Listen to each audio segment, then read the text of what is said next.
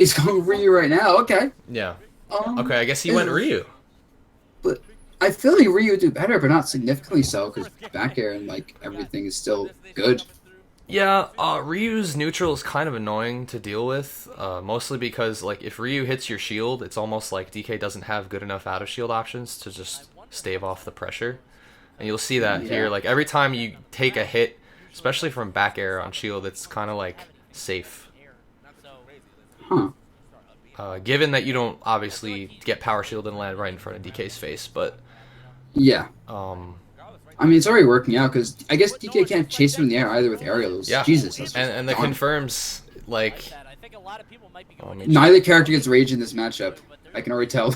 yeah, pretty much like you just don't survive very long as DK, and that's one of his strengths. Yeah. Okay, so he's definitely in ding dong percent here. Now let's see how proficient is Hikaru at getting the grab. He must be very proficient.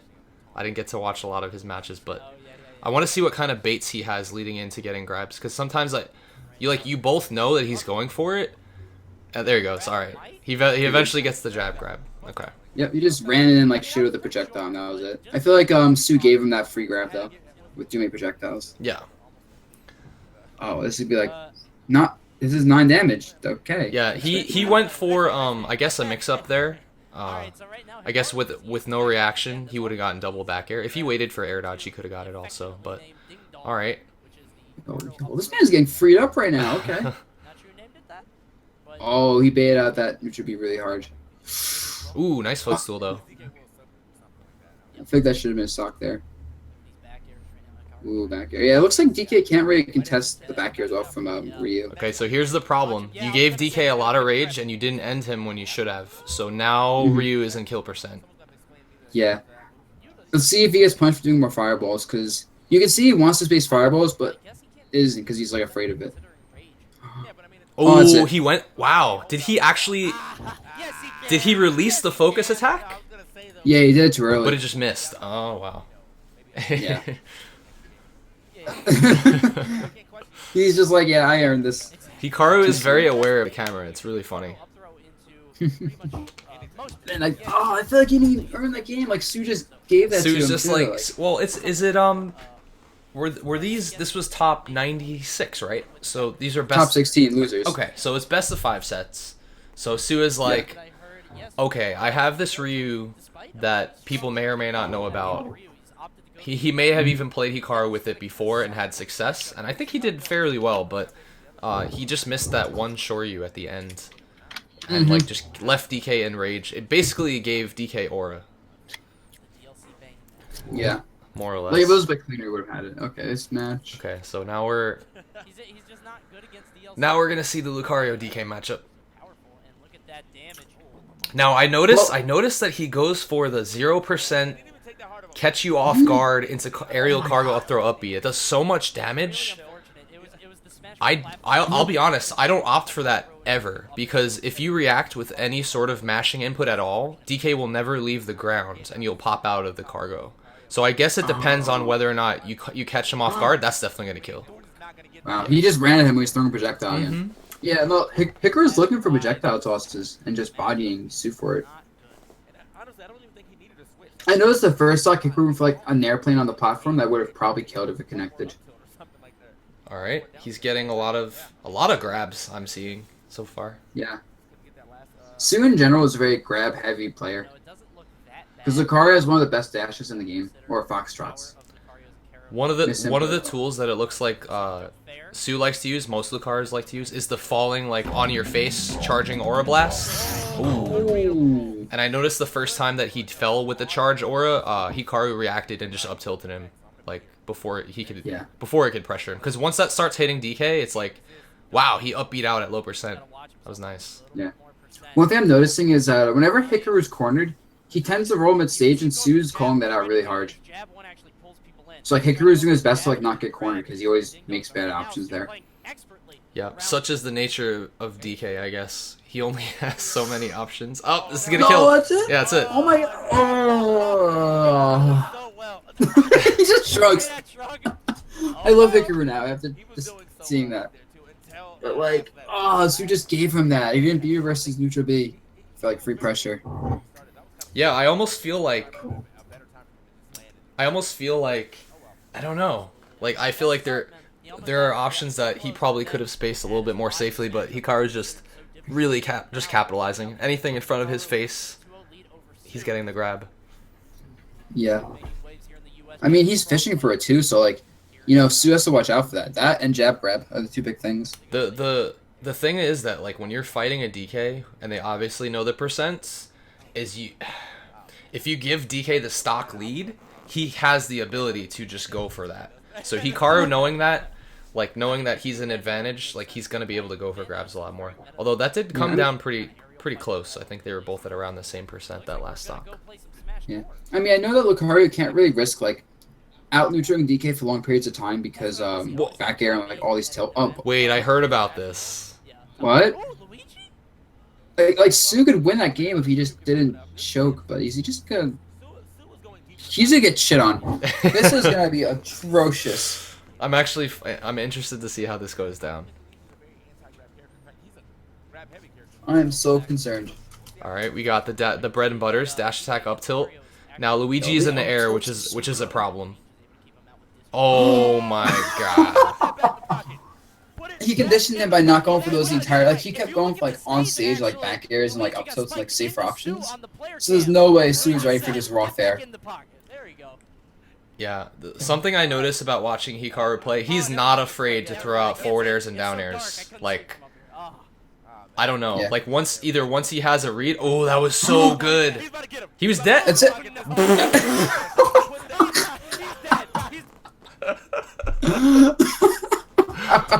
All right. So what do you guys in chat? What do you guys think of Suigi? We're not gonna talk about that anymore. That means I feel like that was not a warranted. That looked like it was like that was pools right there. That was top 16 pools. That was crazy. Okay. Shit. Well, that was that set. I mean, I definitely didn't expect that. I mean, the Lucario match was close. The Ryu match was close. We didn't really get to see his Luigi. That's true. Yeah. Unfortunately. One thing I like about Hikaru a lot is he uses like a lot of nairs to cover stuff. Like yeah. Anytime Sue is near him, just nair. Mm-hmm. Also, like it looked like when Sue was in the air as Luigi, he didn't really like look to make trades. He was air dodging a lot, and nair is a great coverage tool for that. And you saw like whether it actually punished his air dodge or it lingered at the end of the air dodge, he was clipping him with the nairs, so he was ready. Yeah, that was. Well, that was that. Okay. Want to watch him versus Void next? Sure. This was to make it into top 8, I want to say. Oh no. This was the winners. This was the match after pools was finished, I believe. Yes. So the first bracket of winners right out of pools. Yeah. Yeah. Top 96. And I remember watching part of the set, and this was a really hype set. I remember that. I only saw the very end, so I don't know how the set went, so I'm excited. Yeah. To check it out. Honestly, I feel like watching Void's Fox, it's good, but like it's not clean enough for tournament. Like it just makes these little mistakes. And I could tell Hikaru knew this matchup really well when he was playing. Some backstory heading into this, from what I heard, I was actually surprised to hear. Not so surprised because I mean Fox is still a good matchup versus DK, but I was surprised to hear that Void didn't try Sheik at all, and I heard that he was not that he wasn't confident in his Sheik, because obviously his Sheik is incredible, but he was like playing a little bit nervous that day, or like a little bit more nerves than usual. So rather than have to execute super like frame perfect combos, he wanted to just land an up tilt into follow-ups or a dash attack into follow-ups that he know are like all true. And he does have a Fox that he plays, and we have seen him actually, I think, take sets off Larry with his Fox. So yeah, at least once. Whoa. I've just never seen his Fox. Like I've seen his Fox like bring it like last hit a lot of times, but never clutch out against top he knows the meta versus DK, which is footstool. If you want to avoid getting grabbed, footstooling is an amazing way. Oh, that makes sense, especially since he's a fast faller, so DK can't react to that. Ooh, okay. Wow, 109 damage already? Yeah, but it's Fox. That's which means that like 20% more and a grab and he's dead. I feel like he could have just up smashed the air dodge instead of up aired it. And he's Oh, he actually, gets grabbed, oh, he missed the jump input, but wow, that was a good autocorrect. What? Okay. I thought he was gonna do like up smash after that and just seal the stock. Sometimes. Oh no, that grab was so obvious. So sometimes when you go for cargo up throw and like you miss input and your jump doesn't come out, you have to like make it up on the fly. And he just went for an air dodge read and down aired afterwards. That was pretty funny. Yeah. I feel like up tilt's gonna kill. Never mind. Yeah, I know. Wow. Well, you called it. That was the hardest punish possible. Alright, so he respawns and he goes for the #1 thing that DK can do. That's the scariest thing when he's invincible, which is pivot grab. Invincible pivot grabbing DK. He doesn't get it, but he eventually gets the mix up. Yeah, because Void just kind of like hoped he pressed the button and Hikaru just didn't, so dash attack was easy punish. Hikaru actually turned around to punish the dash attack, which I thought was really smart. Yeah, before going into shield. There's the up smash. Yeah. Up throw, up smash. Just gave him the clap. Oh, this input! He could have won the game there, I think. Now Hikaru's rage, though, and like, he's almost outside of like up till 50-50%. That Nair is good. Because the cover was like dashing through him as well and like rolling past him. Oh, wow. Okay, Void just dropped shield, I guess. That was a good bait with the dash attack. That looked like he meant to. Is this gonna be a 50-50? Oh, okay. No, the shine stall was smart from Void. Ooh, that was good by Void. He saw that Hikaru was gonna jump high and just read that shit. Especially because Hikaru doesn't really jump much. He like just lands a lot of times with aerials. Yes, which is at times is baffling to me because it's very opposite to what you'd think a DK would do. Like normally they would opt for, okay, I can't challenge landing versus his character, so let me go to the edge and just go for the rock paper scissors. But no, he'll actually just go for like, let me raw throw out a down air or forward air and see if it trades. And like if it trades, then I get damage. If not, then I get punished, but like I might be able to get another chance to land. So it's like he opts to do that rather than go to the edge, which is actually oh yeah, he's dead. That's done. That's done. Super dead. Again, yeah, that was smart. He used dash attack to cover Fox's landing, so Fox had to make a bad recovery, and then Void just kind of like shut the bed in that recovery. Yo, up B 21% on the up B combo break. All right, so now this is the part where DK never lands. Like literally. Unless he goes to the ledge. No, he doesn't seem to. Ooh, that was nice. Did you see he edge slip jump air dodged to get back on stage? Dash attack. Yes, there. That's it. That's oh okay. Yo, he's not afraid to go for stuff, dude. He just looks like he has fun with the game and goes like trying to style on people.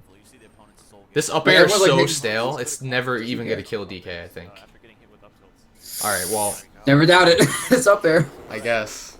Void evening up the stock count here, but Hikaru just a little bit of percent away from actually sealing out the game if he gets a grab. Yeah, he can't get grabbed. Void absolutely cannot make another mistake. When that up tilt almost was the mistake, but it was just out of range for the grab. Of course, that moves. Oh no, that's it. That's it. Yeah. Wow, he baited out the jump air by dashing in, then just dashing back out quickly, and like that pivot grab reached far. Yeah, it's what I like to tell people is people are always surprised by it, but especially when you have an extended hurt box, it's kind of like Bowser's. It's actually the same animation of Bowser's, except Bowser's like. And DK's ends at his fingers, like the actual animation represents pivot grab range. If you slow the game down, you'll see it's like really far. Bowser's goes slightly past his fingers. It's the same range, but it's disjointed past his fingers, so that's why it actually is better range. Oh, okay. All right, good up B, low percent combo break. Just get that damage. DK just trying to make trades. Is that down for a fair true on DK? Good question. It looks like it. Okay, here are the up airs. Again, we are an FD. Void hit literally like 7 up airs, and that was the stock. This is the things DKs have nightmares about. Oh yeah, he plays it a lot. Well, that down through reverse up there. Wow, I think we were just getting so Hikaru finally deciding to go to the edge to try to deal with this Fox pressure. Now this is insane because I know the set count outcome of this match. And Hikaru is down by so much. Yeah, but he's Hikaru. He'll make it work somehow. I mean, if he grabs Fox, he's not even down that much. Like this is actually relatively close. He has very interesting baits to get grabs. What I noticed, he's doing like dash up spot dodge, and then he like pivot grabs out of it. Oh, he got the sour spot. Whoa, that was a sour spot on the punch. I had no knockback. Yeah, that's good shit, Sakurai. Please patch that. Up tilt. Oh, Void missed the up smash. Now he's in a really bad spot. He's in like, kill percent. Yeah, he's in ding dong percent. That's it. Once again. Yeah. He consistently pivot grabs. Void's landing. Void is winning that. And I feel like Void just kind of like got autopiloted because he's so far ahead and just fell into Hikaru's baits. Yeah, when he wants the grab, he doesn't just like run up and shield. He masks it by doing like run up spot dodge, which is really interesting. Because then I think people try to punish the spot dodge and then he pivot grabs them. Yeah. I'm gonna start using that. One thing I want to see him do is like when he starts like baiting people out with that and they start jumping away, maybe he can just start back airing them, like run up, jump, raw back air to like really mix him up. Who's this coach? You know what this is? That is yeah, that's his tag escapes me. I know his first name. It's Charlie. He's from Hawaii. He's GSM. Oh, okay. Yeah. Huh. He actually I've seen it with he actually recently got married. So Void was at his wedding, yeah. Huh. Somebody please point out. I'm drawing a blank at his tag right now. So now Hikaru's up 2-1 with the crazy clutch. Honestly, I think he dealt maybe like 100% to Fox that game. Korean, there we go. Yeah. That's his tag, Korean. Oh, okay, I know what you're talking about now. Yeah, he's actually a Fox player, so that would make sense. Oh. Yeah. All right, so this game. I feel like Void should have tried Sheik this game. Just go for it. Honestly, he had been winning neutral a majority of the time. He had just been getting grabbed at the opportune moments to lose stocks. Yeah. Like Hikaru just consistently saw like one like kind of bad habit from Void, which is just like panic jump air attacking, and he just kept using that. I'm noticing a lot of really well-timed air dodges from Hikaru to get down, even though it doesn't matter too much because he is getting put back up in the air and up aired. Oh, and then Void finally catches on. One thing I noticed is he's always trying to land mid-stage. Like he'll like... Oh, well.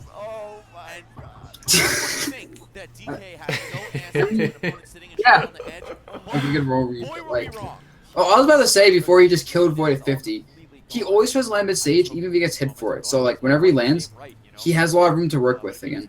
He's never really cornered. That's true, as opposed to getting your ledge option stuffed over and over again. I guess in a matchup like this, it's probably best to, like, just try to mix them up. Eventually, if their up air is staled 17 times, you're not going to die from it. You can get down and make some trades and get a pivot grab. Yeah. Or if you just, like, do, like, a raw nair and it works out. That was a good punish. There's the down air. Like, just challenge him, I guess. I like how he just does jump back air that one time. Oh, he had the read, but he was too slow. Yeah, he was looking for it. Oh, that's it. Ooh. Nope, out of percent. Too much rage. That was grounded 50%. He would have had to jump from the ground. I remember popping off watching this, actually, because I was like, no, he went for aerial. But now, like... I'm surprised he up air didn't catch him. Ooh, that was nice. The jump back air was so ballsy, but he hasn't done that yet, so it makes sense. Oh, no. That's it. Wow. Alright, is this the pop-off? This is the pop-off? He's gonna pop off. Oh, he kind of did. Wait. Yeah, he kind of. Okay. Well, he had a couple of different pop-offs. That wasn't the GIF-worthy one. Wait, there we go. Oh, there we go. That's my man, Hikaru. Yo, he's doing like 5 different pop-offs back to back. He has like a pop-off combo going. So, yeah, I want to say that Void had a lot of control over those games, and that's probably why he felt like he didn't have to switch off Fox, but he didn't solve the issue of, like, don't get grabbed a lot of the time. Yeah. Like, he definitely got caught. He also did end stocks, like he would get like the up airs, but like since he kept sailing up airs and he wasn't going for back airs to finish stocks, Hikaru just lived. He went for like up tilt back air, Hikaru's dad would have got him killed for sure.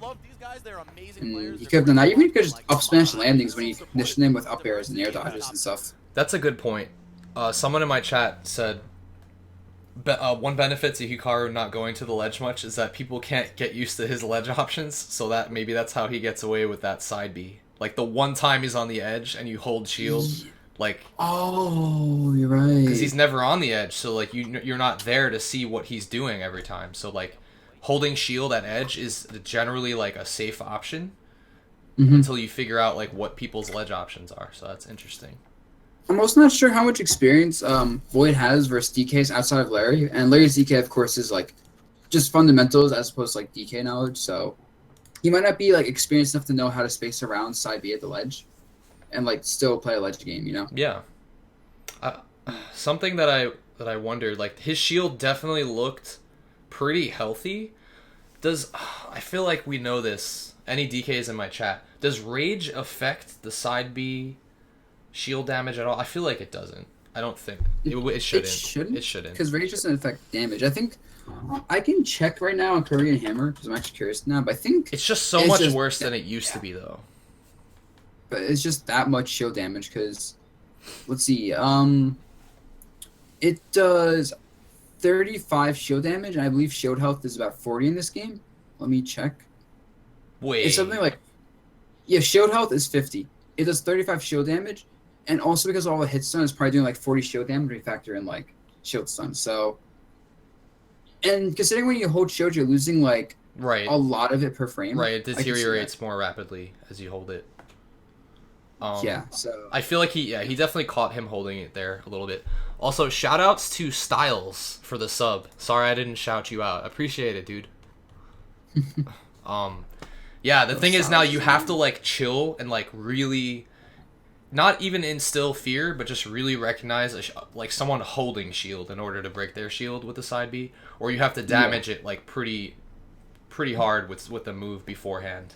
Because before the patch, dude, it used to do 80% shield damage or more, and it used to be like, oh, you decided to hold shield for a split second on a platform, pop. It actually was a little OP, but I kind of miss it now. I remember that, yeah. But Hikaru, like, that's one of, I believe, many shield breaks that were happening.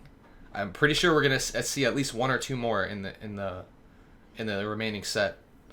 Something worth noting also is after the shield break on the side B, like the next time he was at the ledge, he did the back here because Void was afraid of the shield break again, so he just kind of like backed off and got hit for it. Right, it's that instant recognition. Like, okay, I conditioned you into don't hold shield here, so you're not gonna hold shield. So next time I'll just throw out a hitbox.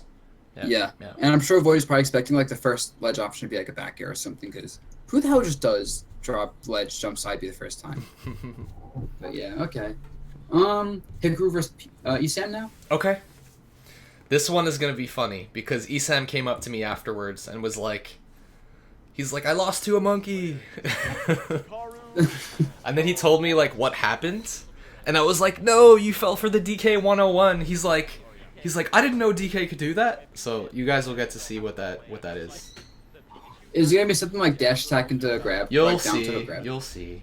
Something that you would never fall for. Only because you've probably seen it before.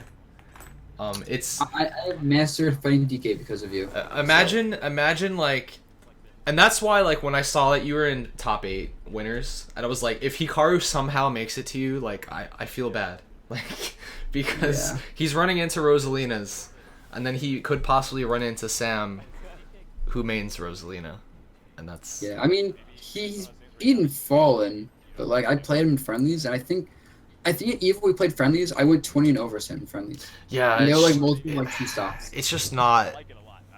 It's just not a good matchup. Yeah.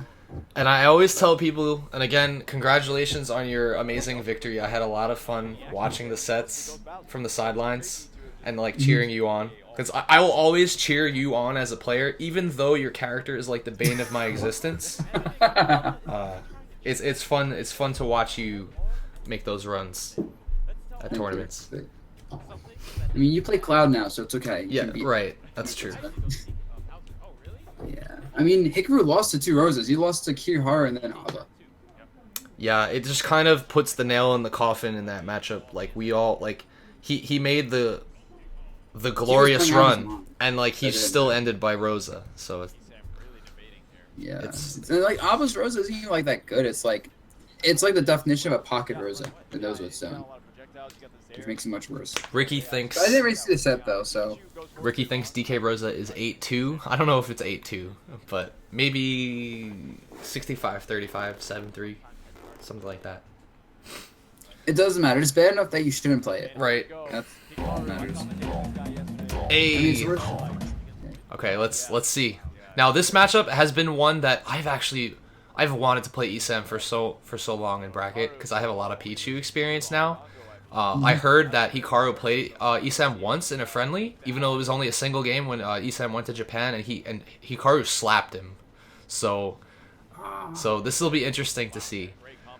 I mean, I'm sure Easton doesn't have much DK experience. Plus, He probably has no idea how early he dies from a grab, which is literally now. Yep. That was such a bad Thunder Jolt though. He just like did it, and Hikaru was like, "Oh, that's an opening." Yeah. Okay. If you have any matchup experience at all in this matchup, like you'll know that Thunder Jolt has a stupid amount of lag. So Hikaru recognized that, got that grab. Yeah. I mean, also in general though, since Pikachu's aerials and like everything has no range, DK is just gonna bully him so hard. That's why he's using so many Thunder Jolts. But like, he just back airs a Thunder Jolt. No fear. All right, we got the Larry Lure in action right now. Just intangible down tilt. Like Pikachu can't really challenge that at all. The Nair is so good because he looks like he's not gonna Nair, and then just like he falls over the Nair, and you're like, oh. All right, ESAM is 23% away from death. Oh. Oh, he gets edge guard. Oh. Oh, I think Eastman could have. Oh wow, nice tech. I feel like Eastman could have just kept going for fairs and ended the stock. In that situation there, I don't know if Pikachu can control whether or not the Thunder sweet spots him, but if he missed the sweet spot on purpose and go get the spike, like there's nothing DK can do to get back. Yeah, he has to like move to the left or right with it, but if he does that, what's gonna happen is he won't get hit by Thunder just so he's gonna die. Right. So he can't get that weak spot Thunder that low. Yeah, I guess it's too risky. Oh my god, these percents are like always in Hikaru's favor for Ding Dong. It's crazy. Like, I feel like he's gonna... Oh, okay.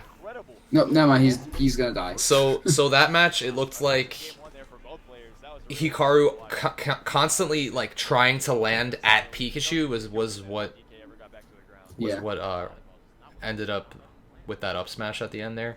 Again, he literally never recovers to the edge. It's such the opposite of like what you'd think DK would try to do. No, it makes sense because like DK has big enough aerials that if the opponent's not ready to like space really well, like Esam did around them, they can just get swiped. Like Esam is really good at just spacing around like aerials because he's Pikachu. Now that's amazing. 40. Okay, can we go back for a second there? Yeah, did he get the trip on the down tilt? If he did, this is optimal. Yep, this is optimal. He can't avoid the cargo up throw at that percent, and the trip obviously confirms into the grab, so 0 to 48. Yeah. Confirmed. Jesus, yeah. That's some bullshit. Now he's dead from grab. 40% trip rate, Kappa, on down tilt. Ooh. Okay. I think he just could have got just a raw shield grab there, but he wanted... He looks to really look for pivot grab because he definitely abuses that range. One thing I noticed is his out of shield grab game is really solid. Like, you'll see him turn around grab a lot out of shield. There's the jab grab. That's it, wow. 65, whatever.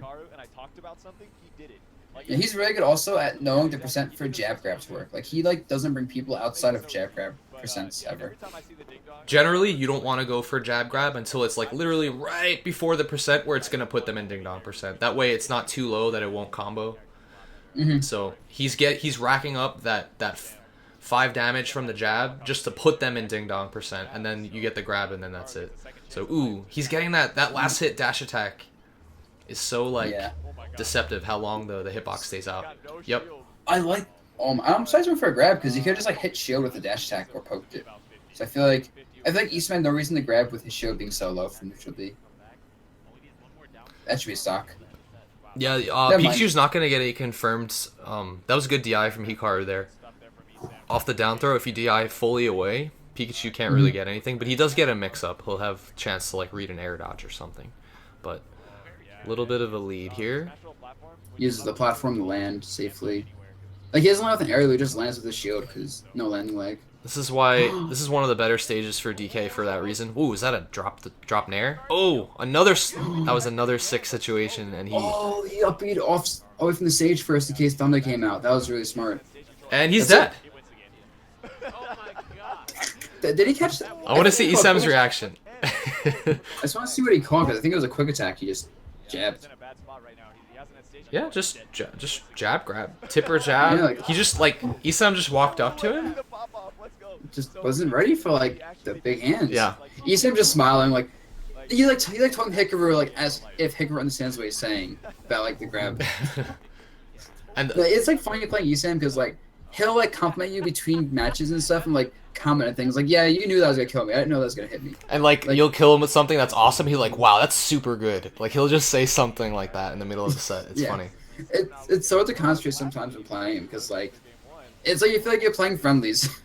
Which is fine. I mean, I like being happy when I'm playing, like having it being a little bit less tense. Ooh, there's the auto cancel nair to up tilt, low percent combo, and getting the trip. Oh my god. Oh, he went for the like the disgusting mix up. Would that have killed? Maybe with like a pummel or two, but I feel like Isam would have mashed it. Yeah. On Dreamland, yes. On Battlefield, no. Okay. With Rage, yes. Okay, so this is good here. So what he's doing is every time he lands, he knows that DK's air dodge is obviously going to get punished, so he's falling with Nair consistently to make trades. Mm-hmm. And those trades are exactly what DK wants, like rack up a little bit of damage and get Rage. Because now this is Ding Dong. Oh, he rolled in place. Yeah, that was complete misinput. I think Isam screwed up a quick attack cancel. Yeah, he did not want to be there. Yeah. So that's one kill on the top platform. I'm surprised Isam didn't go Lila. I feel like... Because the thing is, DK is landing on a top platform and making it hard for Isam to juggle him. Pluto actually just called out the mix-up that I think is about to happen. Yeah, he did. He called it out. Yep. Look at Isam. Oh my god. Isam is like, I've never fought a good DK before. What do? What percent was he at? Yeah. It doesn't matter. 33 with Rage. Yeah, that's the cardinal sin. If you air dodge there, you're literally forfeiting your stock. Yeah. I'm just surprised that like that was within 1 second. Like you know, it was past the 1 second timer for regrabs. So that's the dream for DK on triple platform stages. You go for Karo up throw and then like. Wait, Hikaru doing the up air IRL is godlike? Oh, is that what he was doing? I didn't see it. Let's go back. Just let me see. I don't see him doing an up air. Okay, I think it was probably right after the match ended, but Isam is probably like he's applauding Hikaru, but he's on tilt at the same time. You can see it in his face. Look at him. Oh no, this is a bad matchup for Samus, right? No, I would say Samus has a lot of good tools to avoid getting grabbed. Especially if you mix it up really well. Do cargo throws not count for the grab timer, like the 1 second? Absolutely, and that's exactly what I told Isam. And he tried to reason it as if I was wrong and he was right, and I was like, dude, this is why you got caught by it. When you get cargo thrown, there's no timer. Like you always get regrabbed immediately. You can be chain grabbed by cargo throw. On Smash for the platform, by the way. That's amazing. And he's like, oh, I think it's because like when DK lifts you over his head, it like the 1 second happened. I was like, no, dude, like there's no timer on the grab. He was just trying to like deny that it happens, I guess. Okay. Oh. Okay. He's just shooting on Hikaru right now. I always forget how to say his name properly. Okay, so the Zair is literally the tool, and then it sets up into the dash attack, which just leads to infinite combos on DK. And as long as you like play smart with the platforms, like Samus really shouldn't be getting grabbed too much. But I think you know what, Isam has very aggressive playstyle, so yeah, like he'll just like dash attack at really bad times, as you see there. I just feel like if you're defensive with Samus though, DK is just gonna run on the ground like back area when you jump there, and it's gonna be very hard for Samus to press buttons at that point. Like now, like DK's in Samus's face, it's like awkward, you know. Yeah, Isam just if he lands that jab though, right now, you know he's looking for jab grab. Yep. Oh, okay. At this point, he has forfeit the grab pretty much. He's so far behind he can't be fishing. He needs to just like do what he does get it, and there it is. Wow. Okay. Wow, even with all the rage, I guess Sam is so heavy. So I don't know why you supposed for grab. That's not even worth going for. Well, at 0, you see he's trying to go for the staple Hikaru, which is 0% cargo up throw into up B, just for a lot of damage. Oh, okay. You're saying that I didn't even notice that Isam was going for grabs. Oh, that was cute. That was cute. I like that. Yeah, now Isam needs to kill this man, otherwise he's screwed. All right, good evasion of the bomb setup. That would have been death, probably. Yeah. Really? Wait,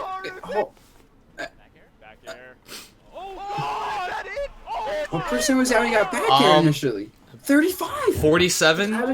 Yeah. You see, look how much damage that did. He ended up at 73, so it did 26%, which means that was like an 8 wind. Oh my god. Yeah. Like, and because he's an attacker, it was guaranteed, I think. Oh, maybe Heisam could have rolled. I don't know. Honestly, in that situation, wait. So how did the back air set up that tech chase situation? I think maybe only tech in place would have been safe. Let's see this. I want to see this again. So that was a very good punish, by the way. Recognizing Samus is too tall. Honestly, Isam tech backwards, and Isam pressed the button. Isam could have shielded. Okay, so honestly, yeah, that was though. That was really good recognition. That was really good recognition from Hikaru. Like, basically back air, he knew there was gonna be a tech chase situation, so he jumped in, which instilled fear into Isam. Now Isam's like, shit, I need to get away, kind of thing. Like, I don't want to get grabbed or whatever. But he wasn't in range to get grabbed. He was in range to get punched, and he definitely did not expect that. But if he tech rolled in, Hikaru still could have punched him. If he tech rolled in place, he might have had a lot more time to act and had time to shield. But yeah, that was just a really good setup. I mean, he only died because he teched away. If he just teched in or even in place, he would have definitely lived. Or he just didn't press the button. He pressed the button too. He didn't just like shield after the tech roll. And he had like a lot of time to react to Hikaru jumping in, because Hikaru's not gonna kill him off a grab, and side B won't break shield because it's a full shield. So he had no reason to like not at least press shield for a second. Yeah. To see what's gonna happen. But you saw what happened. The Cardinal Sin. He died at 33%. I feel like Hikaru had 94% rage. Pikachu is very light. Let's do the math real quick. 63% is the minimum with no rage. Add 7 to that for battlefield ceiling. So he would have to be 70% no rage, but he was at 33. So see, 94% rage is going to subtract about 10 to 12% off the window, so he would have had to be at around 58. Yep. He was at exactly kill percent. Because like when you go to the top platform, actually, on Battlefield, it subtracts, what, like 20% from the ding-dong window? So he actually was well within range to die there with that amount of rage. But I think he got a pummel in there for good measure. But Isam chose the one option, the Cardinal Sin. If you get cargo up-thrown, I mean, like, I kind of feel guilty saying it because I know I have DK mains watching, but like if you fall for that, you literally deserve to lose your stock. Like, the air dodge is the only thing that you can do that'll get you killed there. If you jump away, you're safe every time. But I mean, he got caught. He got caught red-handed. He didn't know the matchup, and he just like every stock he lost was below 100%, and like yeah. He literally didn't live past 100% once. That's actually ridiculous. That just shows you how opportunistic like Hikaru is, and he really does know the percents. Even like when I wasn't sure, versus the Samus when he had like high rage, and Samus was at 75. That was still within the window, and you really need to know your percents with rage, especially on that stage. People have to know like how to keep DK in disadvantage too, because like people let DK get out of disadvantage by like just not spacing properly around his neutral layer and downer and stuff, and like people didn't know the matchup. I could tell, and that was helping Hikaru a lot because he just got away with shit he shouldn't. And now here's the reason why I feel like maybe Hikaru might struggle. It's because the way that he likes to land does not work on Rosa. Like, all Rosa has to do is, like, jump and wait. I mean, there's not much she can do in the matchup in general, because, like, from my perspective, I do short up airs and falling full up airs. You can't land on Rosa, just never happening. So you're forced to go to a ledge or platform. Right. If you go to a ledge, I set up jabs, and you can't go for ledge ever without doing the up B trade, which is still my favorite because you have the ledge, and I just kind of, like, punish you for it. And if you go to a platform, I just kind of do falling up airs, and your shield gets poked eventually, or you try falling off and get hit. So I feel like the only way you win in this matchup as DK is you have to kill Luma at low percent before, like, we can really just start juggling you for free and keep that Luma dead. Or when you get to, like, 100+% and our Luma does too much knockback, it gets hard for us to chase you because you start building air acceleration while we're going in the air. So at, like, the 120+% window, it gets hard to continually juggle you, but you shouldn't live that long anyway. Like, we should get up air kills around 110. Yeah. Off just, like, 50-50. I want to see... Okay, so this is him versus Kirihara. Oh, yeah, right. We still have Hikaru versus Mr. R. Yeah, we won't forget about that. Yeah, him versus Kirihara, him versus Abadango, then him versus Mr. R. We're not watching it really in, like, the order that it happened. I just want to see that set versus Mr. R because I feel like there was another epic pop-off for that one. Yeah. We'll save that one for last. But, what was I going to say? Yeah, I want to see how Hikaru deals with this. I know that I've basically given up on this matchup, but that's not necessarily true. If I'm fighting Rosas that are other than you, Sam, I still go DK, and I can still win. But, like, if I don't feel like putting in that ridiculous amount of effort, I'll just go Cloud. Yeah. So now let's see. So he's trying to land. Okay, he does eventually cross up and get the landing. I mean, I know he takes a game or two from Kirihara. I don't think Kirihara plays it well, though. Like, I think this is one of those matchups where Kirihara style isn't as optimal as mine, just for how you're supposed to play it. Because, like, he's, like, rising with, like, up airs and, like, full hops, so he could just short hop and, like, cover DK and the ledge and stuff. Cover more options, right? Like, stay closer to the ground. Alright, so there's the dash attack. That's the main tool that DK is going to use to get rid of it's not worth it. Because, like, he does that. Oh, he misses. He's dead. Yeah. Yep. He did forward and had landing leg because he didn't do, like... This is the double-edged sword level. It's like, yes, this is amazing for Rosa because of the low percent up air kills, but at the same time, like, DK early ding-dongs. Yeah. And there you shouldn't follow up air and just... Oh, that's it, though. Yeah. One of the things I liked about watching Kirihara's play is how aggressive he is off stage. And there it is, the cargo up throw up B, 35. Because I feel like after watching him aggressively edgeguard, I started watching you aggressively edgeguard more. Yep, I've literally just been doing that. And I was watching it, I noticed, I was like, yo, Sammy's definitely going to apply this, like, immediately to his play.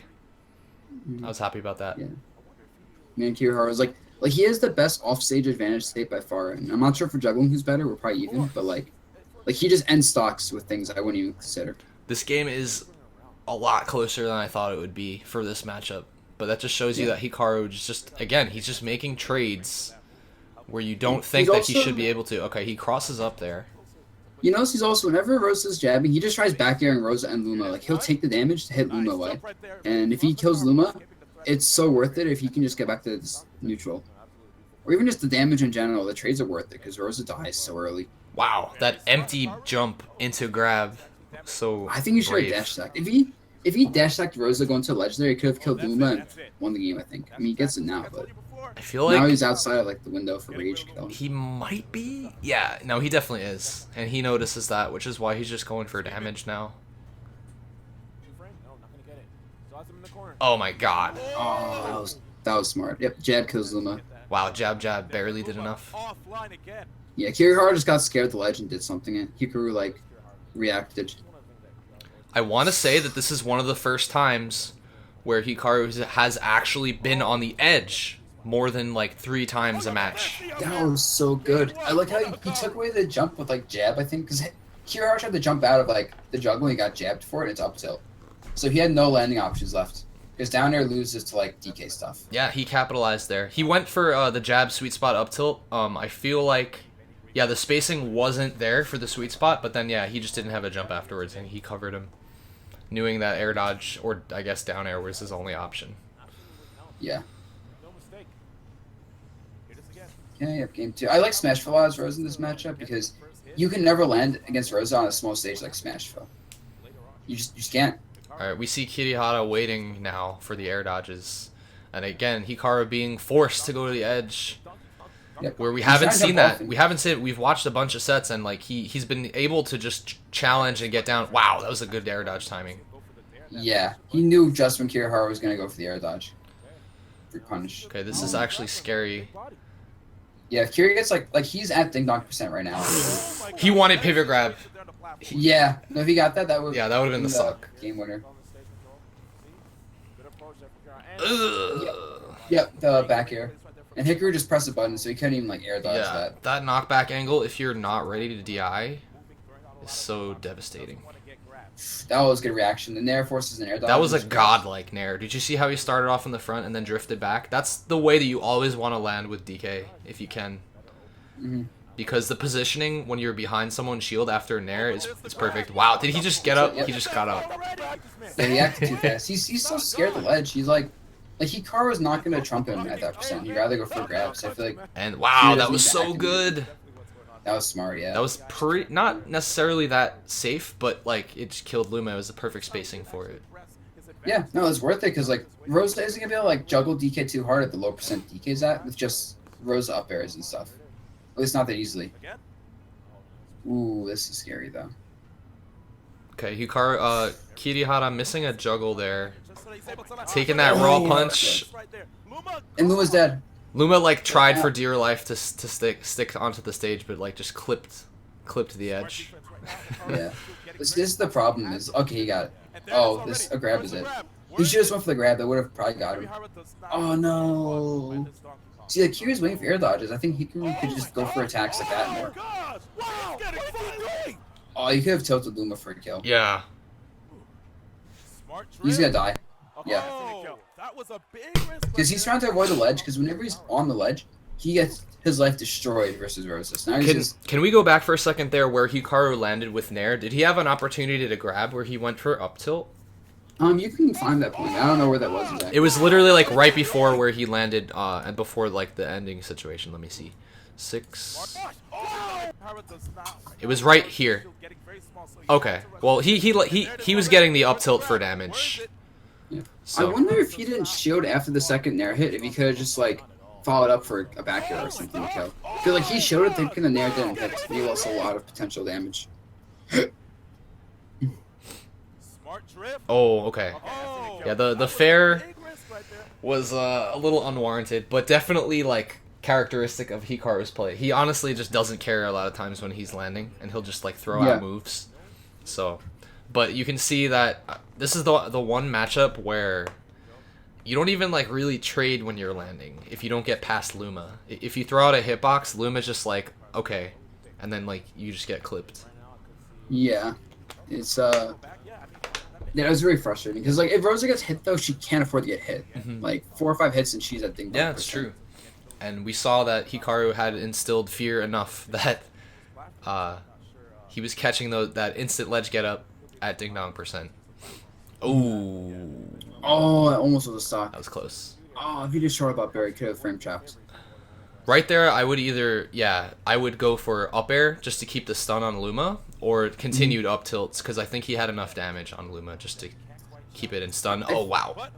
I feel like he could set up back airs, like get to Rosa's side and just hit Rosa Luma with back air. Yeah, that's true. That's better too.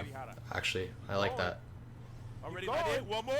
Oh, well now he's done. Jesus. Yeah, no, he had no jump left, and it's Rosa. Yeah. It's Rosa untalented and he has no jumps left. We don't know that. You know what? I kind of want to explore this matchup a little bit more because I feel like It's with the combination of definitely- Hikaru's style and like knowing when you absolutely have to go to the edge, like I think it's a little bit. It's still terrible, but like it's winnable. I just think you have to think about this matchup differently than you normally, because most of Rosa's matchups, like fighting her, you have to think about the matchup differently than the regular characters. But like back air is really good versus Rosa, I'd imagine, for air to air. In general, just if you like bully Rosa out of neutral and center stage, she might struggle.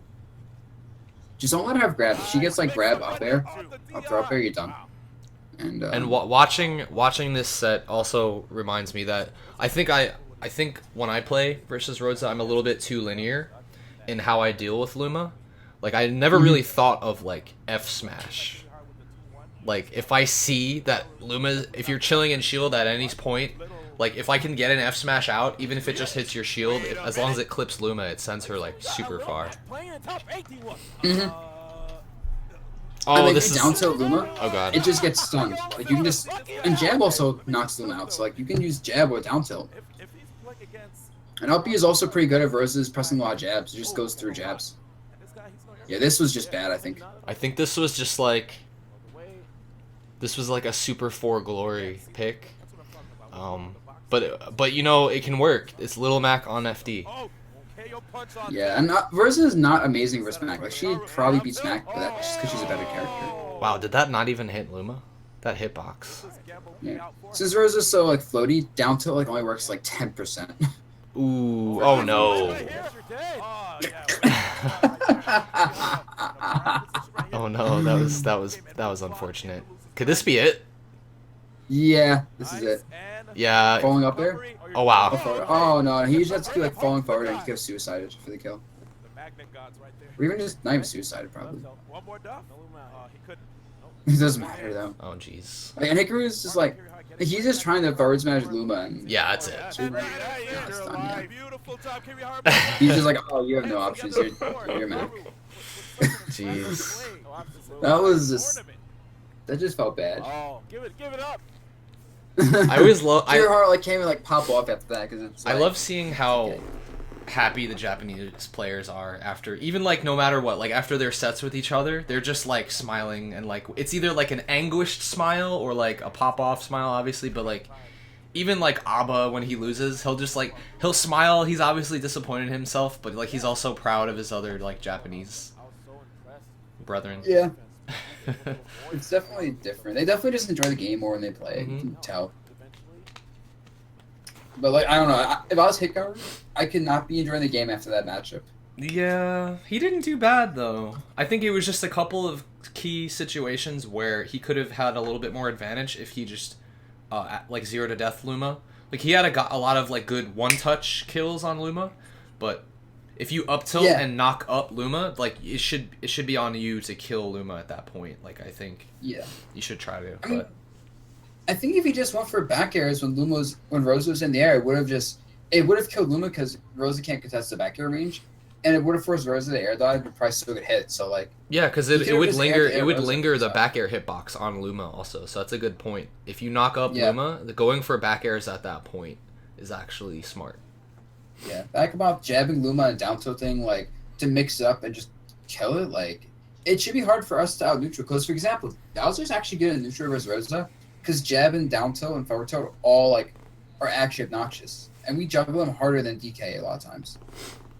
So, it's doable. I wonder why he opted for Little Mac. Maybe just being able to super armor, like, smash away, like, Luma or something? I don't know. Or like dash attack, just like quick moves that kill Luma, like dash attack, side B. Yeah, I mean that game 3 was kind of like a heartbreaker. Like Hikaru just didn't get to do anything. It felt like it was just oppressive at that point. Yeah. So I can understand that. Oh well. I mean now we get to see another oppressive matchup. Abadango versus Hikaru. Yeah. All right. Well, let's see how he plays this one. Now that was winners, right? Was Kirihara versus? No, that was losers. That was losers. Okay, right. So when he played Abba, so this makes me upset because I've never played Abba in bracket yet, but I know if I do, he will go not Mewtwo. Yeah, I mean, he's always had a Rosa. It's like, I don't know, it's like not a good Rosa, but like it's good in specific matchups he needs it for. Like he's really good versus Sonic as Rosa. From what I remember watching this, I feel like Abba played this matchup better than Kirihara did. I think he played it a little bit more passive. I feel like Kirihara has a kind of more aggressive zoning style. Yeah. He's already rolled more than Kirihara has in the entire set. One match. Oh, but like, Hikaru was just like jabbing him, but like he's not getting anything because Rose is so floaty that she escapes the ground. Yeah, jab 1 is not safe on hit at low percent actually, at all. So if you get hit by jab 1, you'll always be able to act before jab 2 comes out. I know with Luma I can do that. I didn't know it was yeah, in general. it's a little unfortunate, but you need at least a bunch of rage or like some percent on them before you can even go to jab 2 or get a mix-up out of jab 1. That's unfortunate. But this is very close to Ding Dong percent here. But you see Abba playing very, very aware of that. Yep, he's hanging at the ledge until he has Luma, and then it's like, if he has Luma, he can't get Ding Dong, so it's whatever. Alright, smart. Hikaru taking out Luma right away. Ooh, he tried to run a punch, and he got stuffed before the super armor frames came out. Yeah. I mean, it's also forward as multi-hit, so I think it would just beat the super armor, because it's one-hit super armor, right? No, it's 10 frames of super armor, so yeah, okay. it's frames 11 through 20 on the grounded. And does that frame overlap? So it just didn't come out yet. Like he was way too close to Rosa for the super armor to activate yet. Hey, there it is. Okay. There's the confirmed. Thank you, Abe. Okay, I like him just throwing out the punch to keep himself safe there. Maybe thinking that Abba would run in, and that lingering Abba lunar had away landing. as well. Yeah. If Abba had in, he was fine. No, Abba, Hikaru. That's Hikaru. honestly just hard to see coming. Like, you have to really know that, like, that Rose is I going to love throw that, the out. down tilt, and they put him with jab for the kill. Mhm. Yeah, no, Rose's back is interesting, because since it lunar lands and it dips below the ledge, and it's really fast, you're never ready for it. And plus, if you DIY, it's going to kill you really early. Oh, that was it. But again, jab grab just not working on Rosa at low percents. Oh no, he's taking a lot of damage now. This is bad. That was good back here though. But now Rose is outside of Ding Dong window. Okay, there's the F smash again. The shield is so non-existent at this point, so Abba realizing that is playing aggressive. Yeah, he gets a tech reach. That's all he needed was one tech reach. Oh yeah, these back airs. Oh yeah, look, Hikaru is hoping Abba rolls in. Yeah, he was looking for a roll in there. I feel like if he had expected shield, though, the shield was still damaged enough. He could have put on so much pressure if he just drifted in with a punch there. So that was really just like, he had two choices there of how he wanted to go with that punch. I think he could have killed Abba here. When Abba did the downer, I think there's enough time to down smash. There? Actually, right here. Oh, the down air. Oh, okay. I think, yeah, there was definitely enough time to down smash, or like, Yeah. at least I think there was, yeah. Oh, you could at least kill Luma there, too. If you killed Luma, that would have been good. Down smash is questionable whether it would kill, but I mean, Rosa is light and DK did have rage, so it's possible. I would think it would definitely kill. You'd be surprised. How bad is down smash, DK crew? Tell me how bad it is. It's fucking terrible in this game, dude. You need to slightly charge it, even with rage, for it to kill, unfortunately. Oh. It's so nerfed from Brawl. It makes me so sad. Maybe forward smash then? I don't know. Maybe. I mean, if it's fast enough frame data wise, but I mean, it definitely would have killed, but I just don't know if it would have hit in time. A lot of grabs we're seeing from. That's up smash. Oh, well, that was an up smash. He power shielded too. Okay, so very interesting. Just like empty jump onto stage and no challenge from Abba. I guess maybe he didn't have Luma yet. Oh, he had the right idea with the back air, but like Abba just double jumped over him and stomped. Like if Abba's back down or didn't connect, he was gonna be in a really bad spot and probably just die from up tilt. So that was really risky for him. Oh wow. Really risky for both. Hikaru had a huge lead that game, but he went for his tried and true jab grab, and just because like there was no rage, and I guess Rosa is so floaty, he opted to just either try to maybe footstool out or jump. He was able to just raw jump out before the grab connected. So once that happened, there was no window for Ding Dong. I just want to note though, like he missed a lot of chances to kill Luma that were absolutely free, and if he took advantage of those, I think he would have just got the Luma kills, you know? Yeah. Alright, so we're back on FD again. Which is both a strength for DK in that there's less landing options, but that I feel like that's it's such a. Because I don't think getting grabs matters in this matchup for DK, so I don't think it's worth. Yeah, it just makes it hard to get down. Still. Honestly, if I'm Hikaru, I'm probably just gonna go like. He doesn't have a good stage though, because a smash flows Rosalind. That's done. Wow, did you see that? He tried to trade with Nair on his landing, and it just got like outspaced by Falling Fair. Yeah, Falling Fair actually has a lot of range. Like, it's a bigger disjoint than it looks like. It's actually a bigger disjoint than back here too. But yeah, like I don't know what stage DK goes in this matchup because Battlefield is bad, Dreamland is bad, Town City's bad. I guess Town City's alright, but like I like the space actually in FD. like you said, Smashville close quarters hard to land versus Rosa. With like more real estate to work with, maybe you can actually try to like cross up a little bit more as long as you save your jump, but like still, it's still rough. Yeah, maybe Lilat. That's the only thing I can think of. But I'm not sure if DK even wants to go Lilat. Down smash. I feel like the platforms on Lilat are just a trap into making you think it's safe to land when it actually is the last place you want to go. Yeah. Ooh. Wow. That is so hard to time, let me tell you.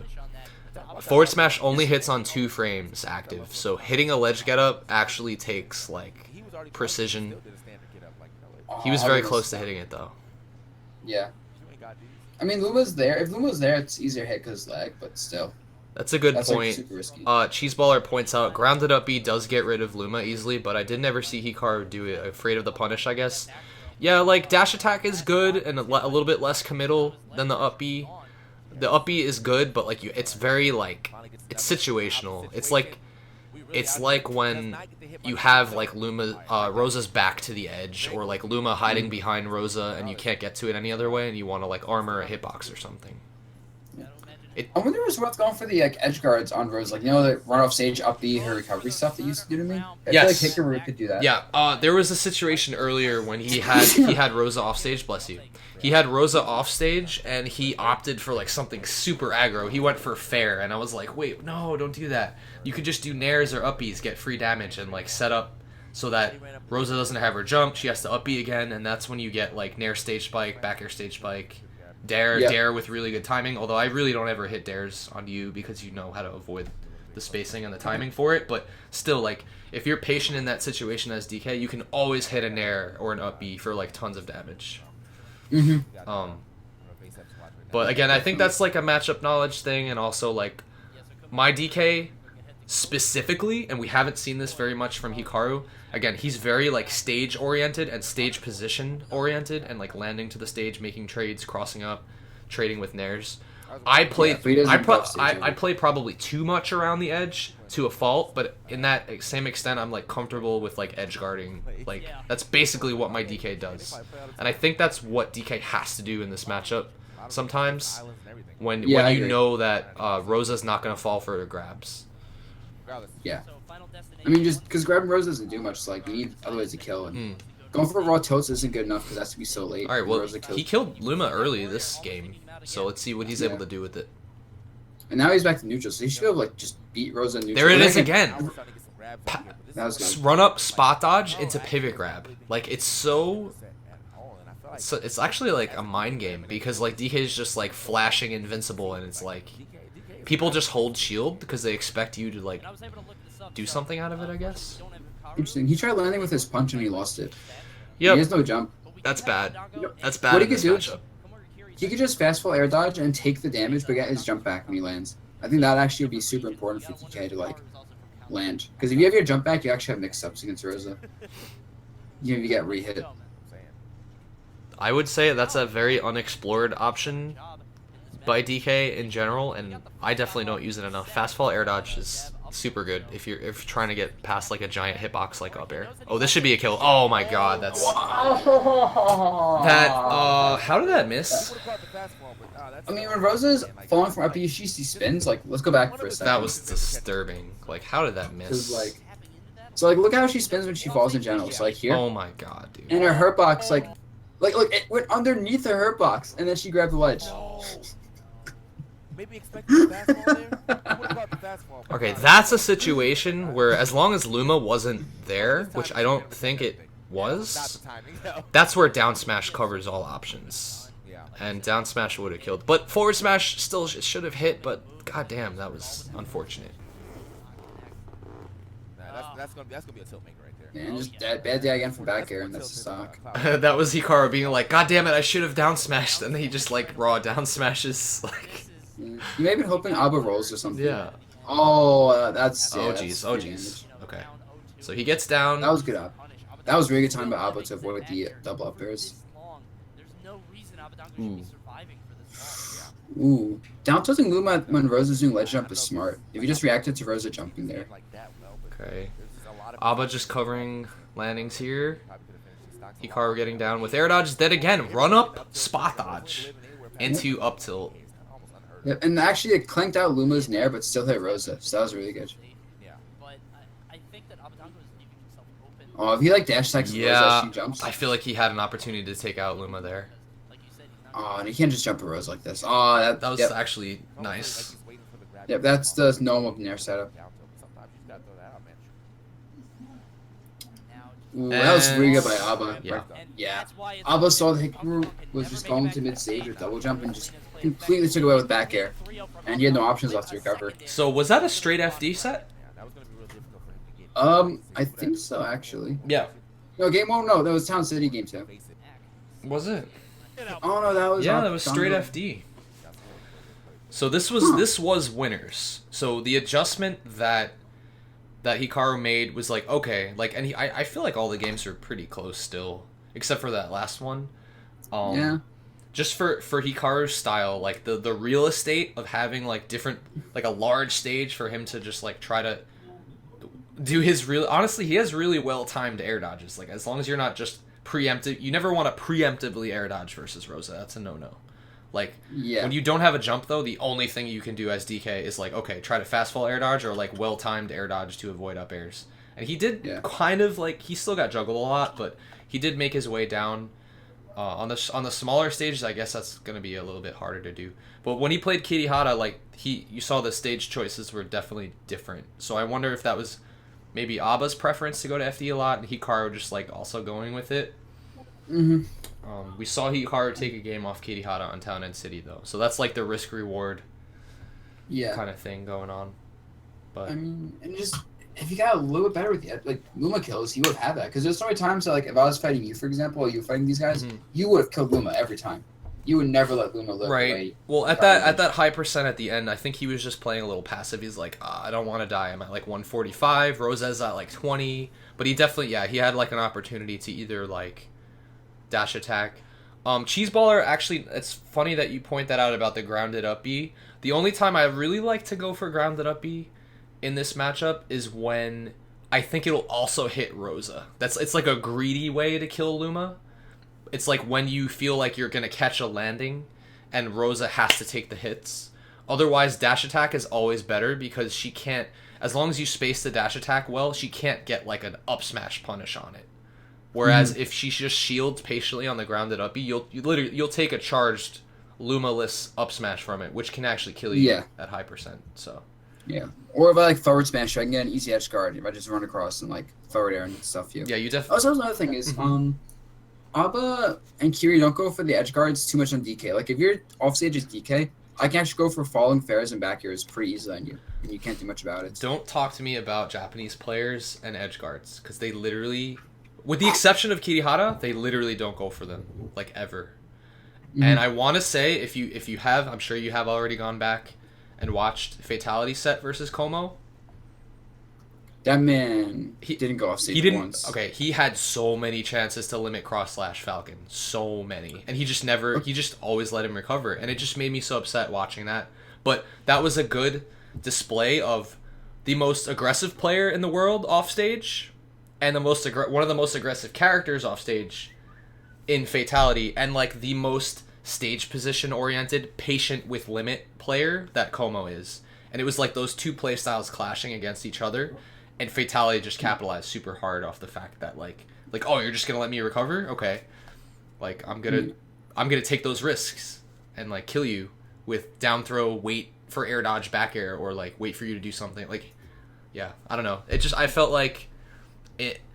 Sometimes the Japanese players they play based on stage positioning exclusively, and one of the only exceptions I've seen was Kirihara. Like he is like, oh, you're off stage, back air, back air, back air, you're dead.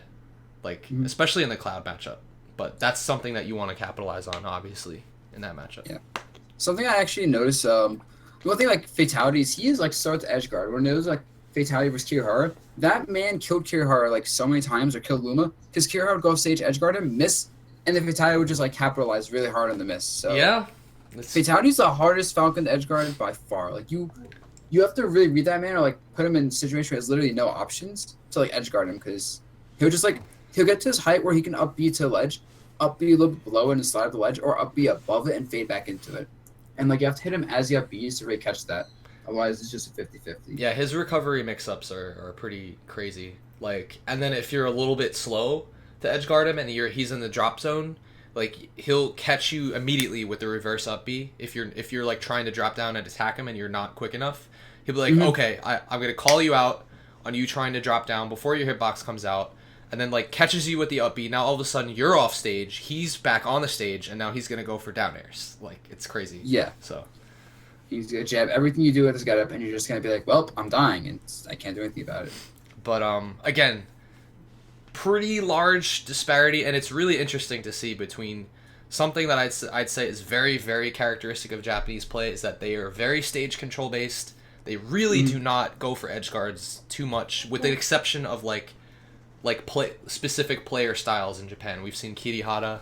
People are saying Shutone goes for edge guards. I mean, okay, so good off stage. So that would be another player. Also two frames with down smash consistently. Yeah, that was nasty. I saw a couple of those, but very interesting because I feel like in a lot of the losing matchups for DK specifically that he has to go for edge guards.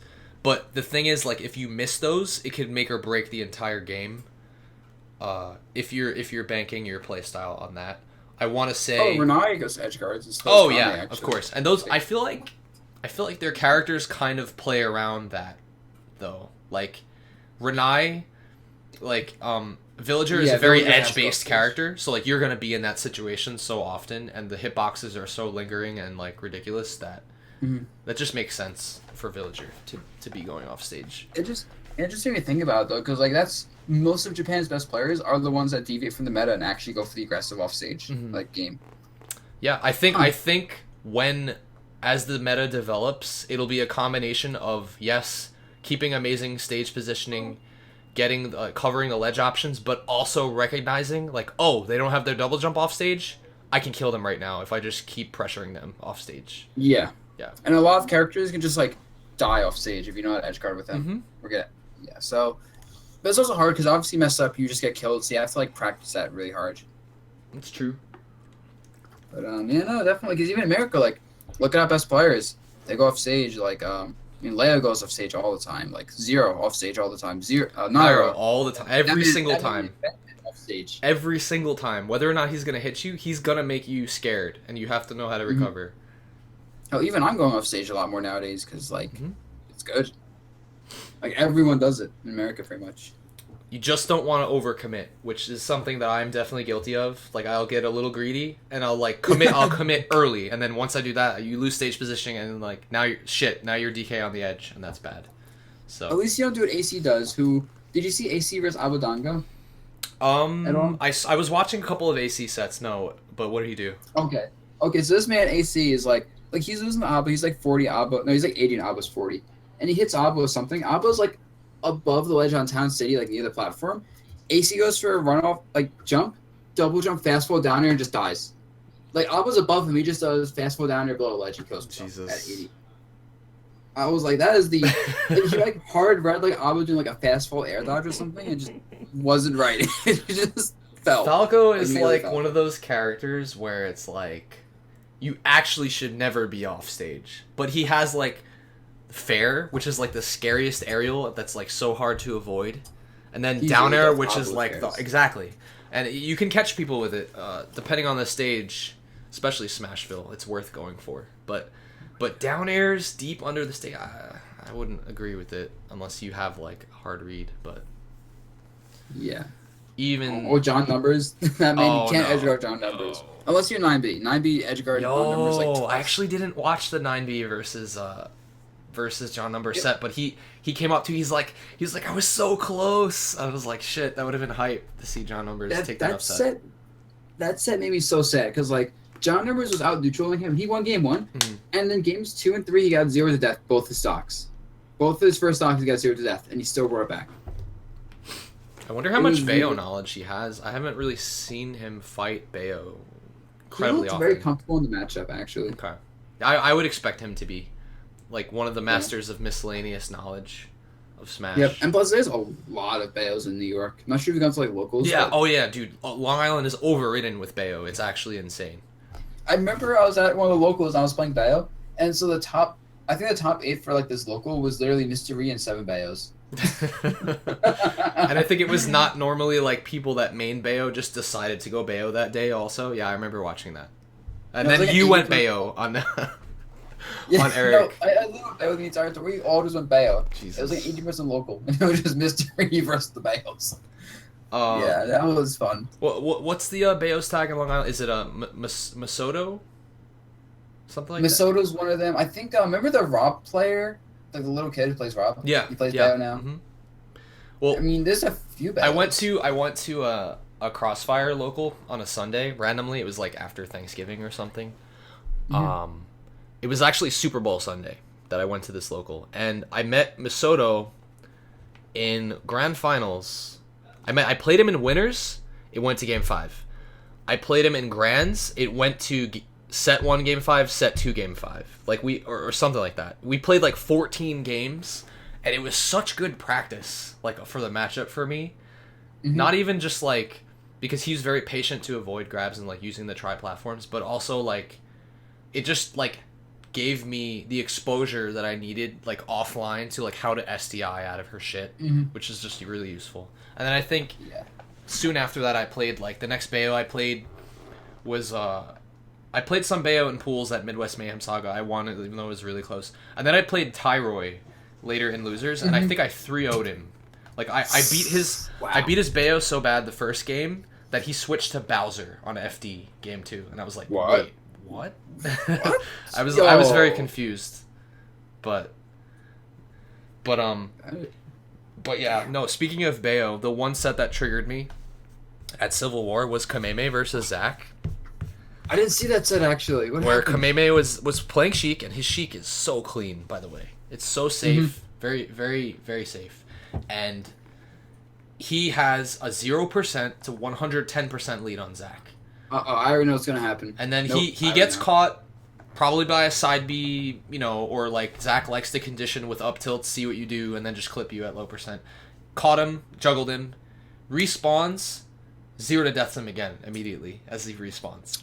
Yeah. And like that match had been going for at least 2 minutes of like Kameme just winning neutral, and then all of a sudden just like 2 situations and the game's over. It was crazy. Yeah, I mean, I fought Zach and it was our game 2. I was up stock. I just died. I'm like 0. He's like 40, and he witch times up smash. I'm like, it's okay. It's a kind of decayed witch time, no big deal. And then I just die. I was mid stage on smash from the ground, and I got carried up into the top left corner blast zone and just die from 0. Is it just that Rage Bayo is just so much like? It wasn't even Rage though. It's just that. Okay. In general, like with Rage, yeah, she's bullshit with Rage because like if she hits with an up tilt, which she always will out of a witch time combo. The up tilt positions her for every ladder combo in the world. Yeah. But like, it just if she carries you and reads your DI, she just kills you. Because if she like reads your DI away, she can do side B fair, kill you that way. If she reads it in, she does like the double jump up B glitch to get like 3 jumps and kill you off the top. And did she even do like up B into down air at the right percents and kill you off the side? It's really ridiculous. That's insane. I don't know. I just feel like it's interesting also seeing the Japanese players versus Bayo. I feel like with the exception of maybe like Renai and I don't know, maybe 1 or 2 other players, I feel like they're getting caught by Bayo. Like whether it's the not it's just such a different matchup, the way that like QB plays and the way that like the American Bayos play, which is literally just like hitboxes everywhere. Like I don't know. Like, it's just, maybe the different styles are catching them, or, like, the SDI. But I know Japanese players, they have great SDI. I just don't know if it's just Bayo that's catching them, or what. Because I see them get janked a lot. I think it's more just Bayo, because, like I play her, so I can tell you, like, that she will just kill you sometimes with good reasons. You can't do much about it. Like, some characters can, like, if she does, like, up B2, most characters can SDI properly. But if she, like, just starts forward air stringing you, and you're at low percent, you can't do anything about it sometimes. Yo, shoutouts to Locus for the host. And by the way, also shoutouts to Locus for top 8ing at Civil War. That was, the dude just keeps taking names. Who did you beat at Civil War, dude? I know you beat Ally in winners, which I watched that set. It was really solid. And then you also beat Nairo, which is crazy. So, good stuff. Shoutouts to Locus for the host. Appreciate it, man. What sets do we have left for you guys joining us. We were watching Hikaru sets and we've been analyzing them, and just showing how much the Japanese playstyles with character specialists just contrast so much between like American play. Yeah, only thing we have left now is Mr. R versus Hikaru, and that's it. All right, so this I gotta see, because I did not expect this result. Because if you had been paying attention to Ramen's Twitter, and he's very susceptible to this, if he posts something on Twitter, he's gotta like be on watch for that. Like he posted, like, he's like, okay, I have DK figured out. Like he listed the matchups that he had figured out. And like he said, he's like, yeah, I pretty much know what to do versus DK now. Like, he hadn't even like dropped games, like, or he was beating Hikaru in sets consistently. I saw him list, he was like 64-4 with like all the Japanese players he played in games, including a 3-0 over Hikaru.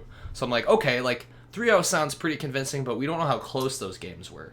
So, and at the same time, Hikaru was on this like this terrifying run in bracket. So I guess like, and he was clutching out a lot of games too, with the exception of like getting caught, snagged by the Rosas. But yeah, I want to see how this went. I want to see what happened.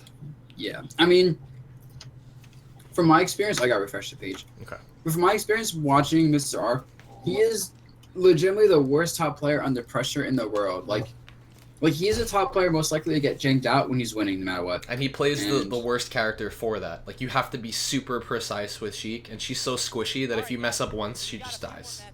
Yep. I mean, if you say me versus him in crew battle or him at Civil War, like he's doing really well, he's winning, and then just like he gets scared and like makes one mistake and he just dies. Because everyone knows how to combo Sheik and like kill her, because she was so common that no one just lets it go away for free. And yeah, Look how happy Hikaru looks. he's like, Sheik, this could be easy. I mean, when I fight Sheiks, I look at it like I just gotta like make trades and I'm just gonna win flat out. Just force her into hard 50-50s and neutral, and she doesn't win. I don't know. All right, so we see that run up spot dodge coming through. There's the Nair trade. These kind of trades are gonna be amazing in this matchup, because like Sheik only needs like so much damage on her. Yeah. Like if she gets like 60, she's dead from death. Yep. Everything. This is very characteristic of the matchup. DK at high percent. Offstage. Wow. Wow. Okay. No, Mr. was good in this match. That was explosive. Literally. Yeah, no, back air spacing, like, and Mr. just saying at the corner. Whoa. That was raw as shit. Would that grab have killed? It's not. No, not yet. Like, pretty much one more hit. Now he'll die from a grab. Wow, that trade was really good for Sheik. What is this edge guard? Okay, he was trying to swag. And he's dead. That's it though. No, he missed. Okay, so at that percent, the rage was a little bit too high. Sheik's ding dong percent ends at around 89 or so. So with that amount of rage, he would have had to opt for the grounded cargo up there, which actually will still true combo on characters like Sheik and other fast fallers. Okay. So that's the one thing that I haven't seen Hikaru. Wow. Oh. Okay. Did he catch a Nair? Yeah, go on air dodge. Okay. Like, Mr. R did a down B and then faded back with an air dodge, and Hikaru just read that. Hikaru's still challenging with aerials every single time he lands. He's just not afraid to. That could have been really scary. That was a mistech. This is so bad for Mr. R, because Mr. R can't kill now unless Hikaru... Even then, he's still alive. Like, Mr. R can't kill, and Hikaru now just needs, like, 20% for a rage kill, probably. And since he's such a high percent, he doesn't care about taking damage. It's not going to get him out of the rage windows. Really interesting. I saw Ramen just go for Trump right away instead of looking to ledge trap DK. And he's hitting him back onto the stage, but... Wow. Did that combo? Double jump. Okay. Yeah. Yeah, that 50-50 there, I guess. Yeah, Hikaru did a few like those jumps, and people started catching on to that and really punishing like the early double jumps in the air. And since DK can't just like throw a fair to cover in front of him, it's really easy just to snipe that double jump by going in front of him. Yeah, that was also bad. That's good. That's a good point. Proctavia mentioned he was the one. His tweet blew up. Mr. R tweeted out that if you want to get out of the ding dong range, like just run off stage into DK's up B and like take a bunch of damage. Like take like 15-20 damage, get yourself out of range. Let's see if he like starts to apply that at all in this match. Oh my god, that trip, that down tilt trip was like really bad for I him. feel like that's like super matchup specific though, so I wonder if he'll even get a chance to. And then, wow, that's gonna be it. Yeah. Yep, you got that one pummel first. Yep. He should be able to get a guaranteed pummel there, and that you saw he set it up with the jab grab. Yep, and now Rama has to be so afraid of just like super armor punch and stuff. They can't challenge DK in the air well. So the way that this matchup works though is like DK should never get back from the edge. Like when Sheik has this position here, he really shouldn't get back. Ooh, good mix up. I love how I waited for the up B first. I mean, the thing is, in theory, no one should get back from the ledge in any situation, but like human error is a thing, so. True, but as long as your shield is like 90% or greater versus DK, you can just kind of hold shield. Like I don't know, I play Vinny in this matchup, and it feels like 90% of the time I'm not playing the game when I'm on the edge, but at the same time, like I just make a few trades, get a grab, and that's why the matchup can feel even to Sheik players. Also keep in mind, if you hold shield against DK and DK just waits, like your shield's lower, then you have to kind of respect him. So that's when DK can do things. All right, let's see Hikaru's ledge option. He does immediate roll. Yeah. Gets back. Oh, and also, is he if you, dead? Roll off the ledge. If you roll off the ledge and like the person's like re-grab and throw you back, you're back to mid stage essentially. So you can roll, take the damage, and land from mid stage. Oh, bad DI. Wow. Yeah, he hasn't got to press buttons at all, basically. Uh-oh. Ooh, I like the down B. Yeah, covered all options there. He saw he couldn't quite get there in time to get the grab, so. Okay, he wants that. Now he's fishing for yeah, him. well, I mean, he. Oh, wow. That was 100% misinput from Ramen. I don't know what he was looking for, but it certainly wasn't run-up smash. The interesting thing is that if he had dropped shield, that actually would have hit, because it hit with both hitboxes, because DK is huge. But, yeah, I don't know what that should have been that he was going for. I don't know either. But, I mean, Hikaru is definitely going to fish for grab for at least 30 to 40 more percent, because he had that percent lead with the no rage. Yeah. Plus, like, if he puts Ramen out of the percent window, then, like, Ramen doesn't have to be afraid. Like, at least there, Ramen has to play so afraid. Oh, down to a trip. Yep. 36%. One more grab, and that's going to be ding dong. That cargo up throw up smash is guaranteed on Sheik from 0 to 14%, I believe. That's a lot of damage. At what point is that not? Is that not a? Yeah, is that not a? What I like about Hikaru's playstyle is that he's always like moving. He's never stationary, so you can't really get a read on like he's not letting himself just get grabbed for free. He's just like always spacing, always moving. Yep. I also noticed he doesn't really use much punch. Like out of all the DKs, he probably charges punch the least. Like other DKs will kind of like use punch to bait out approaches and neutral and like use it. He just doesn't care. I feel like that's how he can use it as such a hard mix-up. Like when he does throw it out, it's calculated. Yeah, he also doesn't spend time off stage like charging. It's like he has more mix-ups off stage a lot of times. Wow, dude. I'm not sure if he read or reacted to that. It looked like a read on the how fast Ramen was mashing. Oh, Ramen 50-50 him with the up air. Generally on the headbutt, when they're grounded, for DK, like the time that they stay in the ground is just not that amazing. So if you have an idea of if they're a fast masher or not, you can generally tell. Otherwise, if you're close quarters, you can listen to their controller. Yeah.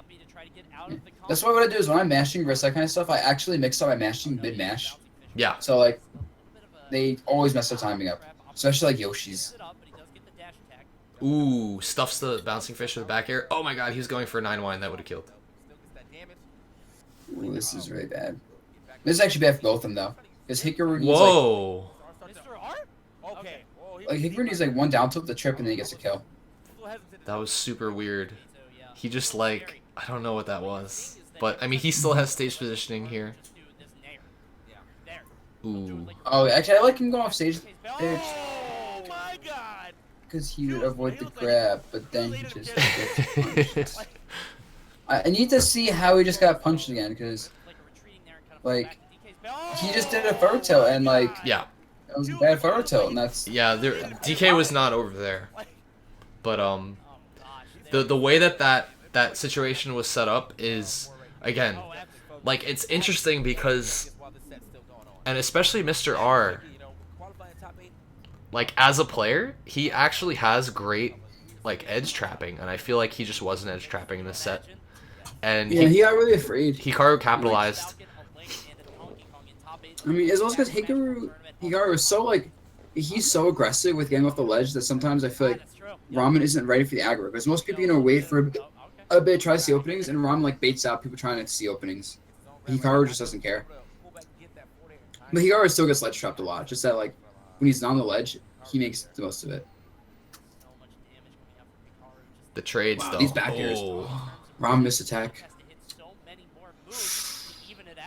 Oh, that was a good trade. Yeah, he's landing so many back airs. Caught the bouncing fish. Basically, one more hit and that's ding dong %. And the rage is Surprised putting there him isn't- now. It is with the rage. Yeah, okay, that was a spot dodge. I'm surprised Hikaru never looks for spot dodges. I feel like if he just did that, he'd get a lot more ding dongs. Maybe that was Ouch. him going off stage, just taking the up B damage, I think, to get out of ding dong %. Oh, you're right. Yeah, trying to maybe hit DK, go for a trade, but he ended up not getting the trade and just taking damage. But it worked out for him. But now, oh my goodness. And he even charges a punch first, just to like to be optimal. Damn. So much time. Yo, the fact they charged the punch to be optimal is really insane. A lot of people pegged Mr. R. They said this is his Okay. first super national Ledge win. trap game going. So close here. This is a DK's top 8 basically game. still being ledge trapped here, even though he's on the stage because he hasn't gained control yet. Ah, that's bad air dodge. Ooh. Whenever he air dodges, Ramen's always ready to punish that. I don't think he's got with one air dodge. Excellent edge guard. Yo. Yeah, there's nothing DK can do here with good timing. Oh, okay, he misses that one. I mean, he was DIing in, so he was getting closer and closer with each up B. So like, it eventually became a mix-up up B. He's gonna live that. Yep. And now he's at max rage. Good air dodge timing to avoid the needles. And he DI'd the neutral air away, so he didn't get caught for that. That should do it. Yeah. Yep. Yeah, that like Ramen is basically 0 to death, that man. But now he has to worry about Hikaru's counter pick. Because Hikaru can just go like Dreamland out of Town City. How is I would DK imagine versus Sheik count. matchup? I think it's Sheik's favor, but slight, because like DK's never out of the match.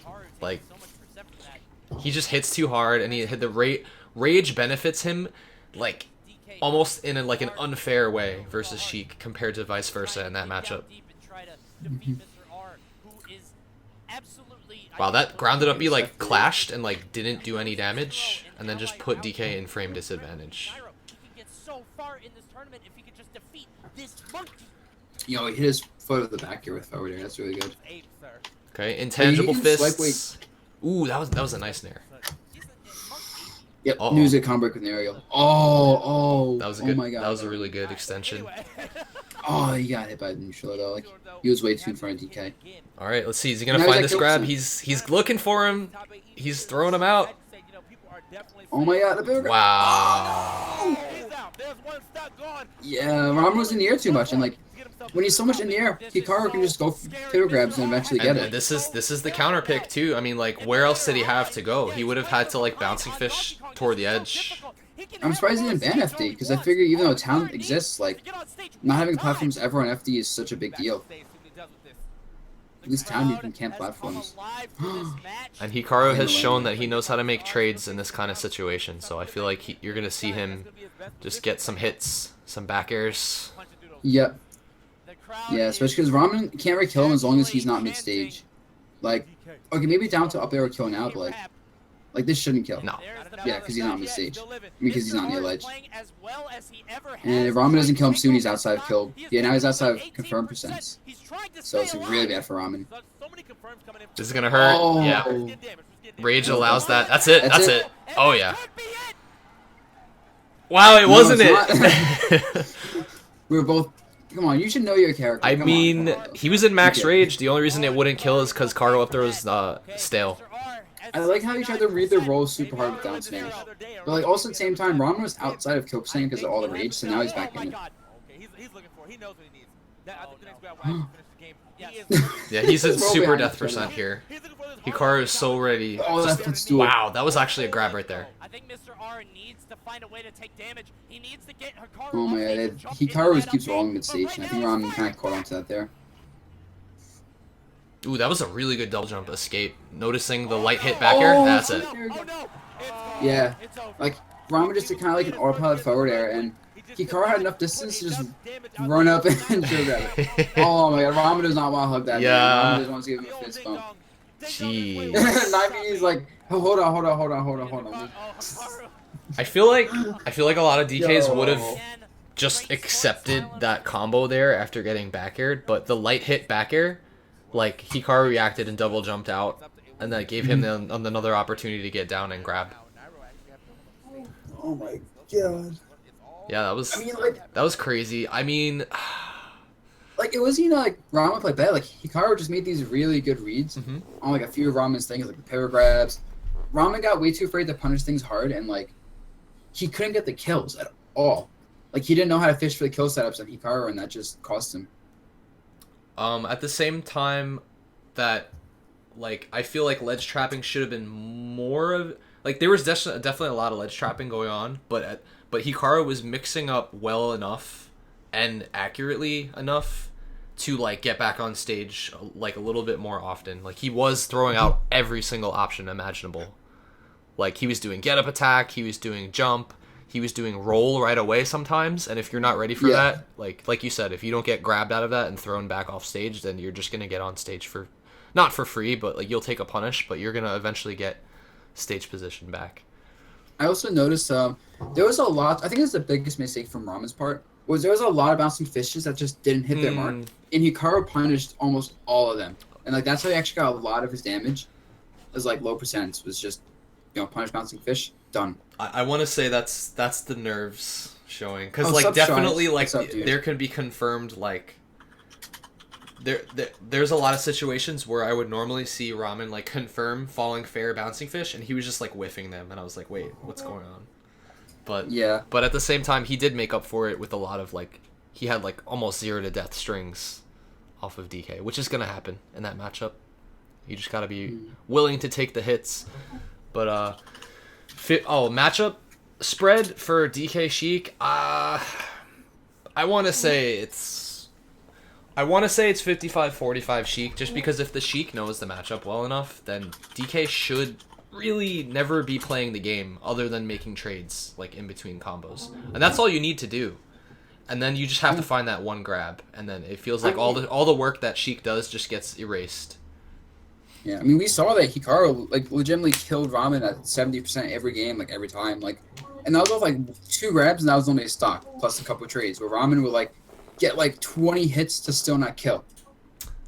And there was that one even stock where like Hikaru was super like definitely going for grab. He went for like standing grab, dash grab, then he goes pivot grab. Pivot grabs one way, misses, sees that like Mr. R is in the air without a jump, like doing some sort of aerial, and then runs past and pivot grabs. If you ever catch Sheik, okay, the one way that I like to catch Sheik a lot, if she is ever falling with a nair, if you ever catch her doing that, obviously she can't do anything until she hits the ground. So as long as you avoid the hurt box of nair, it actually extends her. The hitbox of nair, I should say. It extends her hurt box enough that it makes it really easy to pivot grab her. So if you ever catch a Sheik like fishing for like nair to bouncing fish or something, and you have space as DK, definitely outspace the nair, go for pivot grab. It's pretty nasty. Oh, that's right. Hikaru does have a Bowser. Yeah, I was surprised not to see it. I know whenever I see a Sheik spacing forward air, I immediately tell myself like dash attack or whatever, because when she does short up fair, she has to land. So you can always force that trade if she is going to go for a short hop there. And she should never be able to go for safely if you have some distance to just dash attack. So that's just another thing. Just you can abuse when she's jumping a lot. So that set was actually very close. That was game 5, right?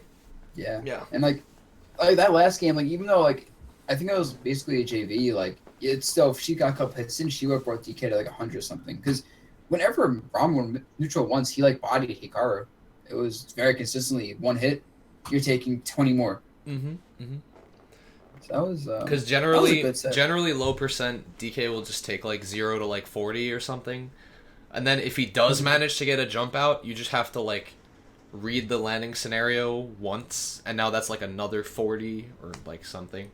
and then DK's on the edge, and then you make it a ledge get up read or something, and then, but yeah, it seems like Hikaru is capitalizing super hard on FD, which I was upset about because I actually opted for that same strategy, but since, and I think I know why it didn't work, it's because Hikaru's strategy revolves around actually trying to fall onto the main stage somehow, mixing up his landing and making trades with air dodges or nairs or whatever. And the way that I like to play is go to the edge, and that doesn't help if there's no platforms. I feel like I need... It's still like part of my brawl play style ingrained into me. Like, okay, go to the edge and then like mix up, get on stage somehow. But like sometimes you can't actually get onto the stage as successfully versus certain characters, especially Fox. So so I think that's why it was working out for him on FD, where he was actually eventually getting down. Even if he did take 3-4 up airs, he was getting down and getting some damage in there, and eventually getting his feet back down on the ground. So I'm going to take that into consideration when I take people to FD. Just try to keep stage position more than anything else. Yeah, and that's the same thing that, like, when people fight Zero, like, a lot of people who beat Zero actually do the same thing. They just, like, instead of going to the ledge, they'll just take trades mid-stage and try to land mid-stage against Diddy Kong. And it's consistent because Diddy Kong can't challenge it well, so it's just a good strategy. That and DK's ledge options are just complete ass. So if you can avoid that situation, then it's probably best. Yeah. I mean, they also avoid kill steps off the side because you can only kill people off the top if they're in the middle of the stage. So if you're not at kill percent windows because you're mid-stage, then that's a lot of kill options gone for most characters. And that's, people would rather kill you than do like 30% of juggling because then they can't kill you anymore. And actually, it's funny that you point that out because we didn't notice necessarily, but Hikaru was living to very high percents pretty consistently.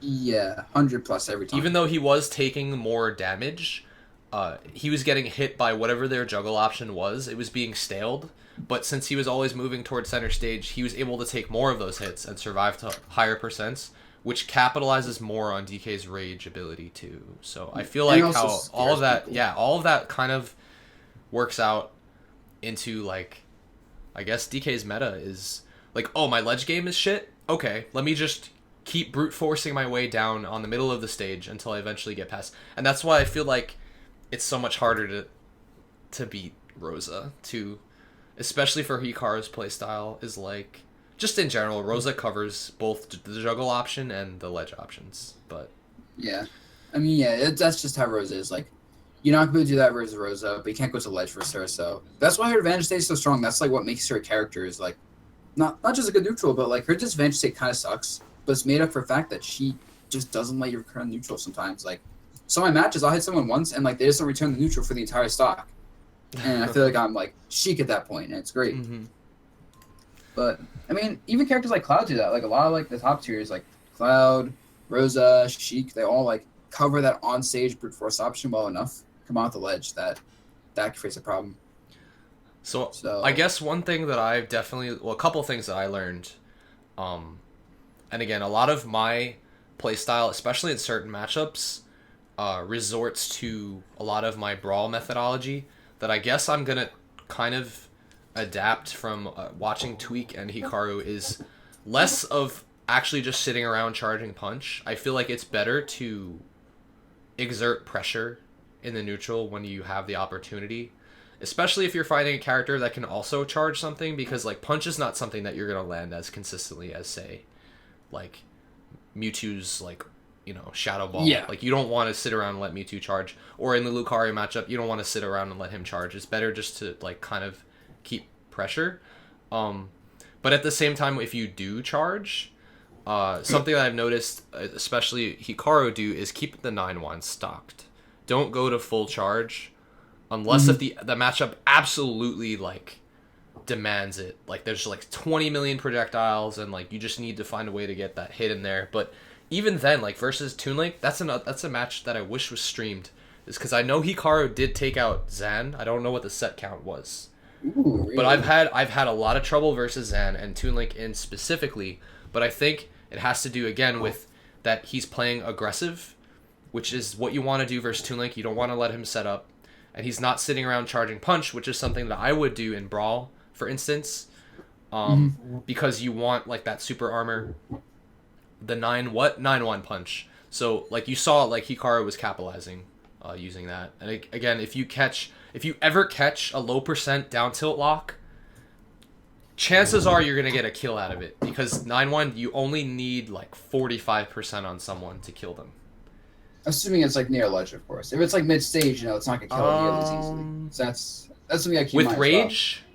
Doesn't matter. Like, it'll still kill. Like, maybe like 55, 60 it'll kill from center stage, but yes, like near the corner of the map, yes, if you can get like 3 down tilts into a 9-1, that's a decent amount of damage the down tilts do. And the 9-1 does around like 29, 30% with way more. Like, if this game is the same, if the punch mechanic works the same as it did in Brawl, then 6, 7, 8, and 9 all have more knockback than fully charged punch. So it's just, even though it doesn't do as much damage, the knockback is absurd. And it's also just a scary thing. Like, when you have like a 6, 7, 8, 9 wind, I'm just like, I can't get punched. So that gives you a lot more openings to play your other game plan of like grab and stuff. And sometimes it's just better to have it opening, because as soon as you burn a punch, I'm so much more comfortable in the matchup, because now I know I don't have to play around. I just have to play around grabs now, and it's so much simpler. So that's another huge factor of it. Yeah, so just theory crafting it, I can see how Hikaru's playstyle would work well versus Toon Link, because he's keeping pressure on. He is experienced and has the mix-ups enough to land. Like, yes, he will take up airs here and there from Toon Link, but like, it's one of those things where it's like, he's in this situation so much that he knows when to jump, when to cross up, when to like how to land. So I guess, I don't know, it's just like, keep in mind they also have a lot of Toon Links in Japan. Like, yeah. Outside of like Hyuga, like they have the best Toon Links in Japan. They have Sigma, Hayata, and there's like Orima. Those like the second, third, and fourth best Toon Links, and they're all just like in different parts of Japan. They all have different unique styles that are really good. So I've watched those streams, and I've actually watched you played some of those Toon Links, and like, yeah, they're definitely really, really good. Yeah. No, I mean, I beat in them, but like when I fight them, I'm just like, oh, I can't hit this person. Although Toon Link does have like these little openings that like, if you know, like they have to like do like jump boomerangs and stuff to make it relatively safe, you can just body it. So, there are those little openings Toon Link just naturally gives. That's like one of those characters too that you can't really like. The reason that Toon Link's so tough for DK, if Toon Link is in Ding Dong %, he can literally throw a bomb at himself and he's out of it. So it's like, you almost can't even think about it. You can like rack up damage at low % with the cargo grabs, but you can't get the confirm on Toon Link unless you grab him at like a platform. So yeah. So you have to just play the battle of attrition and just like trading damage. And the reason I wanted to watch the match, I wanted to see like if Hikaru had like item knowledge, because I feel like using the bombs really clever in that matchup could also like turn trades in your favor, or like just using the bombs against him. I mean, I would just imagine that if you put a lot of pressure on Toon Link, you won't have time to pull a bomb out. Like, you just start running at him with back airs, dash attacks, whatever. Put him at the ledge, like, he can't pull a bomb out. Or if he can, you just react to that and kill him. So, I feel like that's how you do the matchup, is you don't even bother, like, being defensive ever. Because the character's frame data kind of sucks, and his range isn't great. So, continuous pressure is going to force him to just kind of outbox you with his buttons, instead of his projectiles. So I imagine that's how Hikaru would be Toon Link's. The way I see that matchup going, I feel like Hikaru gets a down tilt, gets a grab at low %, cargo up throw up B, Toon Link's at like 45, and now he has like a huge lead that he can just trade his body into Toon Link the rest of the stock and come out on top. Like, that's probably how he plays it. So again, I kind of wish it was streamed so I could see it, cause like, but after analyzing Hikaru's like play, I think I know what adaptations to make in that matchup, and some a trend that I have seen is lack of grounded up B, which honestly I don't like to use that move at all in neutral. If anything, I'll catch like landings with it at most. It's good as like a hard mix up, but you really shouldn't be using it too much, because people are wise to how many hitboxes it has. They'll just hold shield and punish you. And it's just like when you just play neutral naturally, it just people naturally space around that move with how they fight DK. Yeah, so it just gives up neutral entirely.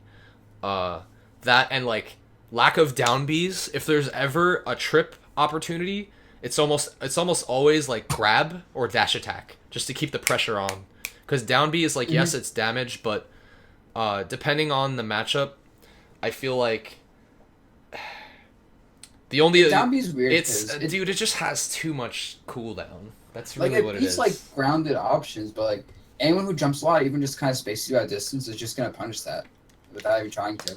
Like it's good for tech chase scenarios. That's really annoying. But even then, like you get it down B, you hit it, and then you don't have any resets because there's so much lag on the move that it was some damage and that's about it. The only times I've seen that it's really like it can be very good because I use it more than any DK period. Like you'll see that I use it because again it's stemming from Brawl. I know exactly when to use it, how to always land it, and to like abuse the forward range that it has. So if you catch someone like cornered at high percent near the edge, you can actually hit a down B. And if they're at like a certain percent, you can like 50-50 a back air out of it at certain percents. Like I've seen people try to jump and they actually get clipped by back air. And it's like, they're like, wait, did that combo? I was like, no, you could have air dodged. So it's like, that's like the one thing that you can do that's like good with down B. But yeah, I could see in general, staying mobile is the meta currently. It's not giving up stage control and overcommitting is both up B and down B. Like in neutral. Yeah.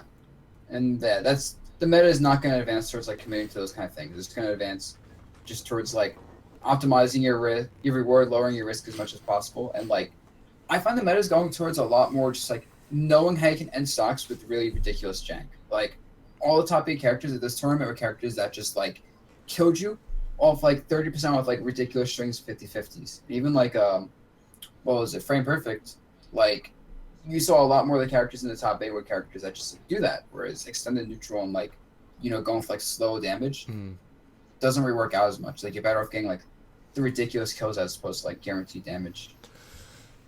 Yep. And that's why you see Hikaru, like when the ding dong percent is there, if someone is airborne, like you might as well just like oh, I have pivot grab as an option, they're in the air, let me just try to catch them with this.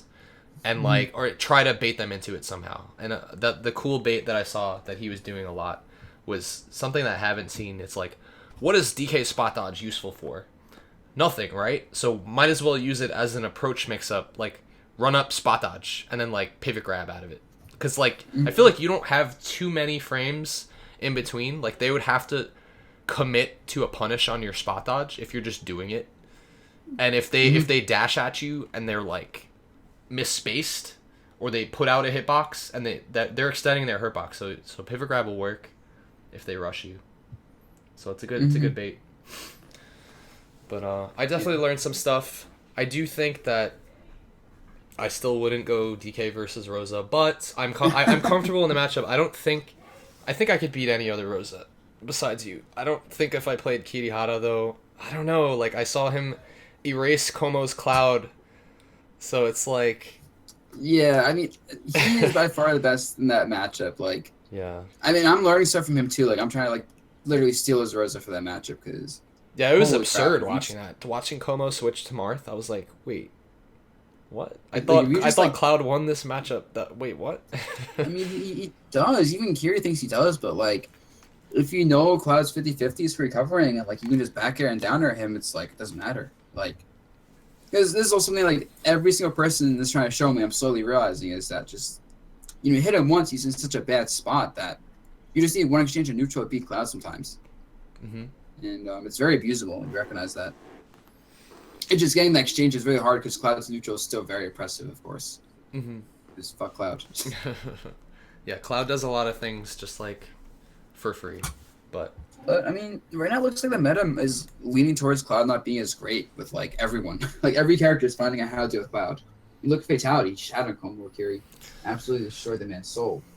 Yeah, he really did. He capitalized super hard. I just feel like, oh man, like watching that set, I was just like, okay, Como is either scared or he just doesn't know what to do when Falcon's off stage. Like, because I feel like every time that Falcon's off stage in that matchup, yes, Fatality has an amazing recovery and like his mix-ups are insane, but when Falcon doesn't have a jump, you should be naring or cross-slashing that man. Like, Mm-hmm. and he just didn't seem willing to commit to that, and like you're gonna give Falcon too many opportunities at that point. But Yeah. but it was still really impressive to watch. Like, yeah. Yeah. I mean, also it's hard because, like I said, if Falcon's at the right height, the only way to really get his recovery for sure is if he's like close enough. Is you have to hit him before he can up B in the first place. But that by itself is a mix-up because what if he just fades back and up B's you, or side B's you, or all these other things. Mm-hmm. So it's really not that easy to just edge guard Falcon like that, not at all. Yeah. And if he gets wrong, also keep in mind, if he gets wrong, miss Falcon's edge recovery, he's on stage, he bodies you. Fatality. While I was watching Fatality's games, I would legitimately see bring people from like 20 to death consistently off resets and juggles, not even combos, just option coverage over and over, and it was absurd. To find out just up air and knee being a thing at like death percents across the map, and it's like, oh, this is disgusting. And he also gets every edge guard possible. Fatality, I think out of all the edge guards I saw Fatality get, like he maybe missed like 20% of them throughout the entire tournament. It was actually really funny. Well, I think watching him versus like T was like some of the most entertaining Smash for me to watch. Like, it was just like Fatality, when in his interview he was talking about how he had an idea of what the matchup was, and then when he started playing T in the beginning, he's like, wait, my matchup now is just outdated. Like, this Link is something else. Like, he was just getting caught by stuff. So like that whole first set, I feel like T just like had a game plan and it was just working. So it was cool to see them play again and to see like Fatality like adapt, and then it was even to start off like the second set. But yeah. I remember watching that with Iza, actually. I can never say his name, Iza, whatever. Mm-hmm. And we noticed that like the first set, Fatality didn't really know the matchup for like T, and like T was like playing really aerial based. But in the second set, it looked like T was tilted because like T was like getting caught pulling out a lot of bombs, and Fatality just rushed that man down. yeah, But also stayed right outside of his aerial range, and like, you know, T can't really pull bombs out. They couldn't space anymore versus Fatality's like raw bait and punch style. Whereas in Winners, Fatality just started running at him and got bodied for it consistently.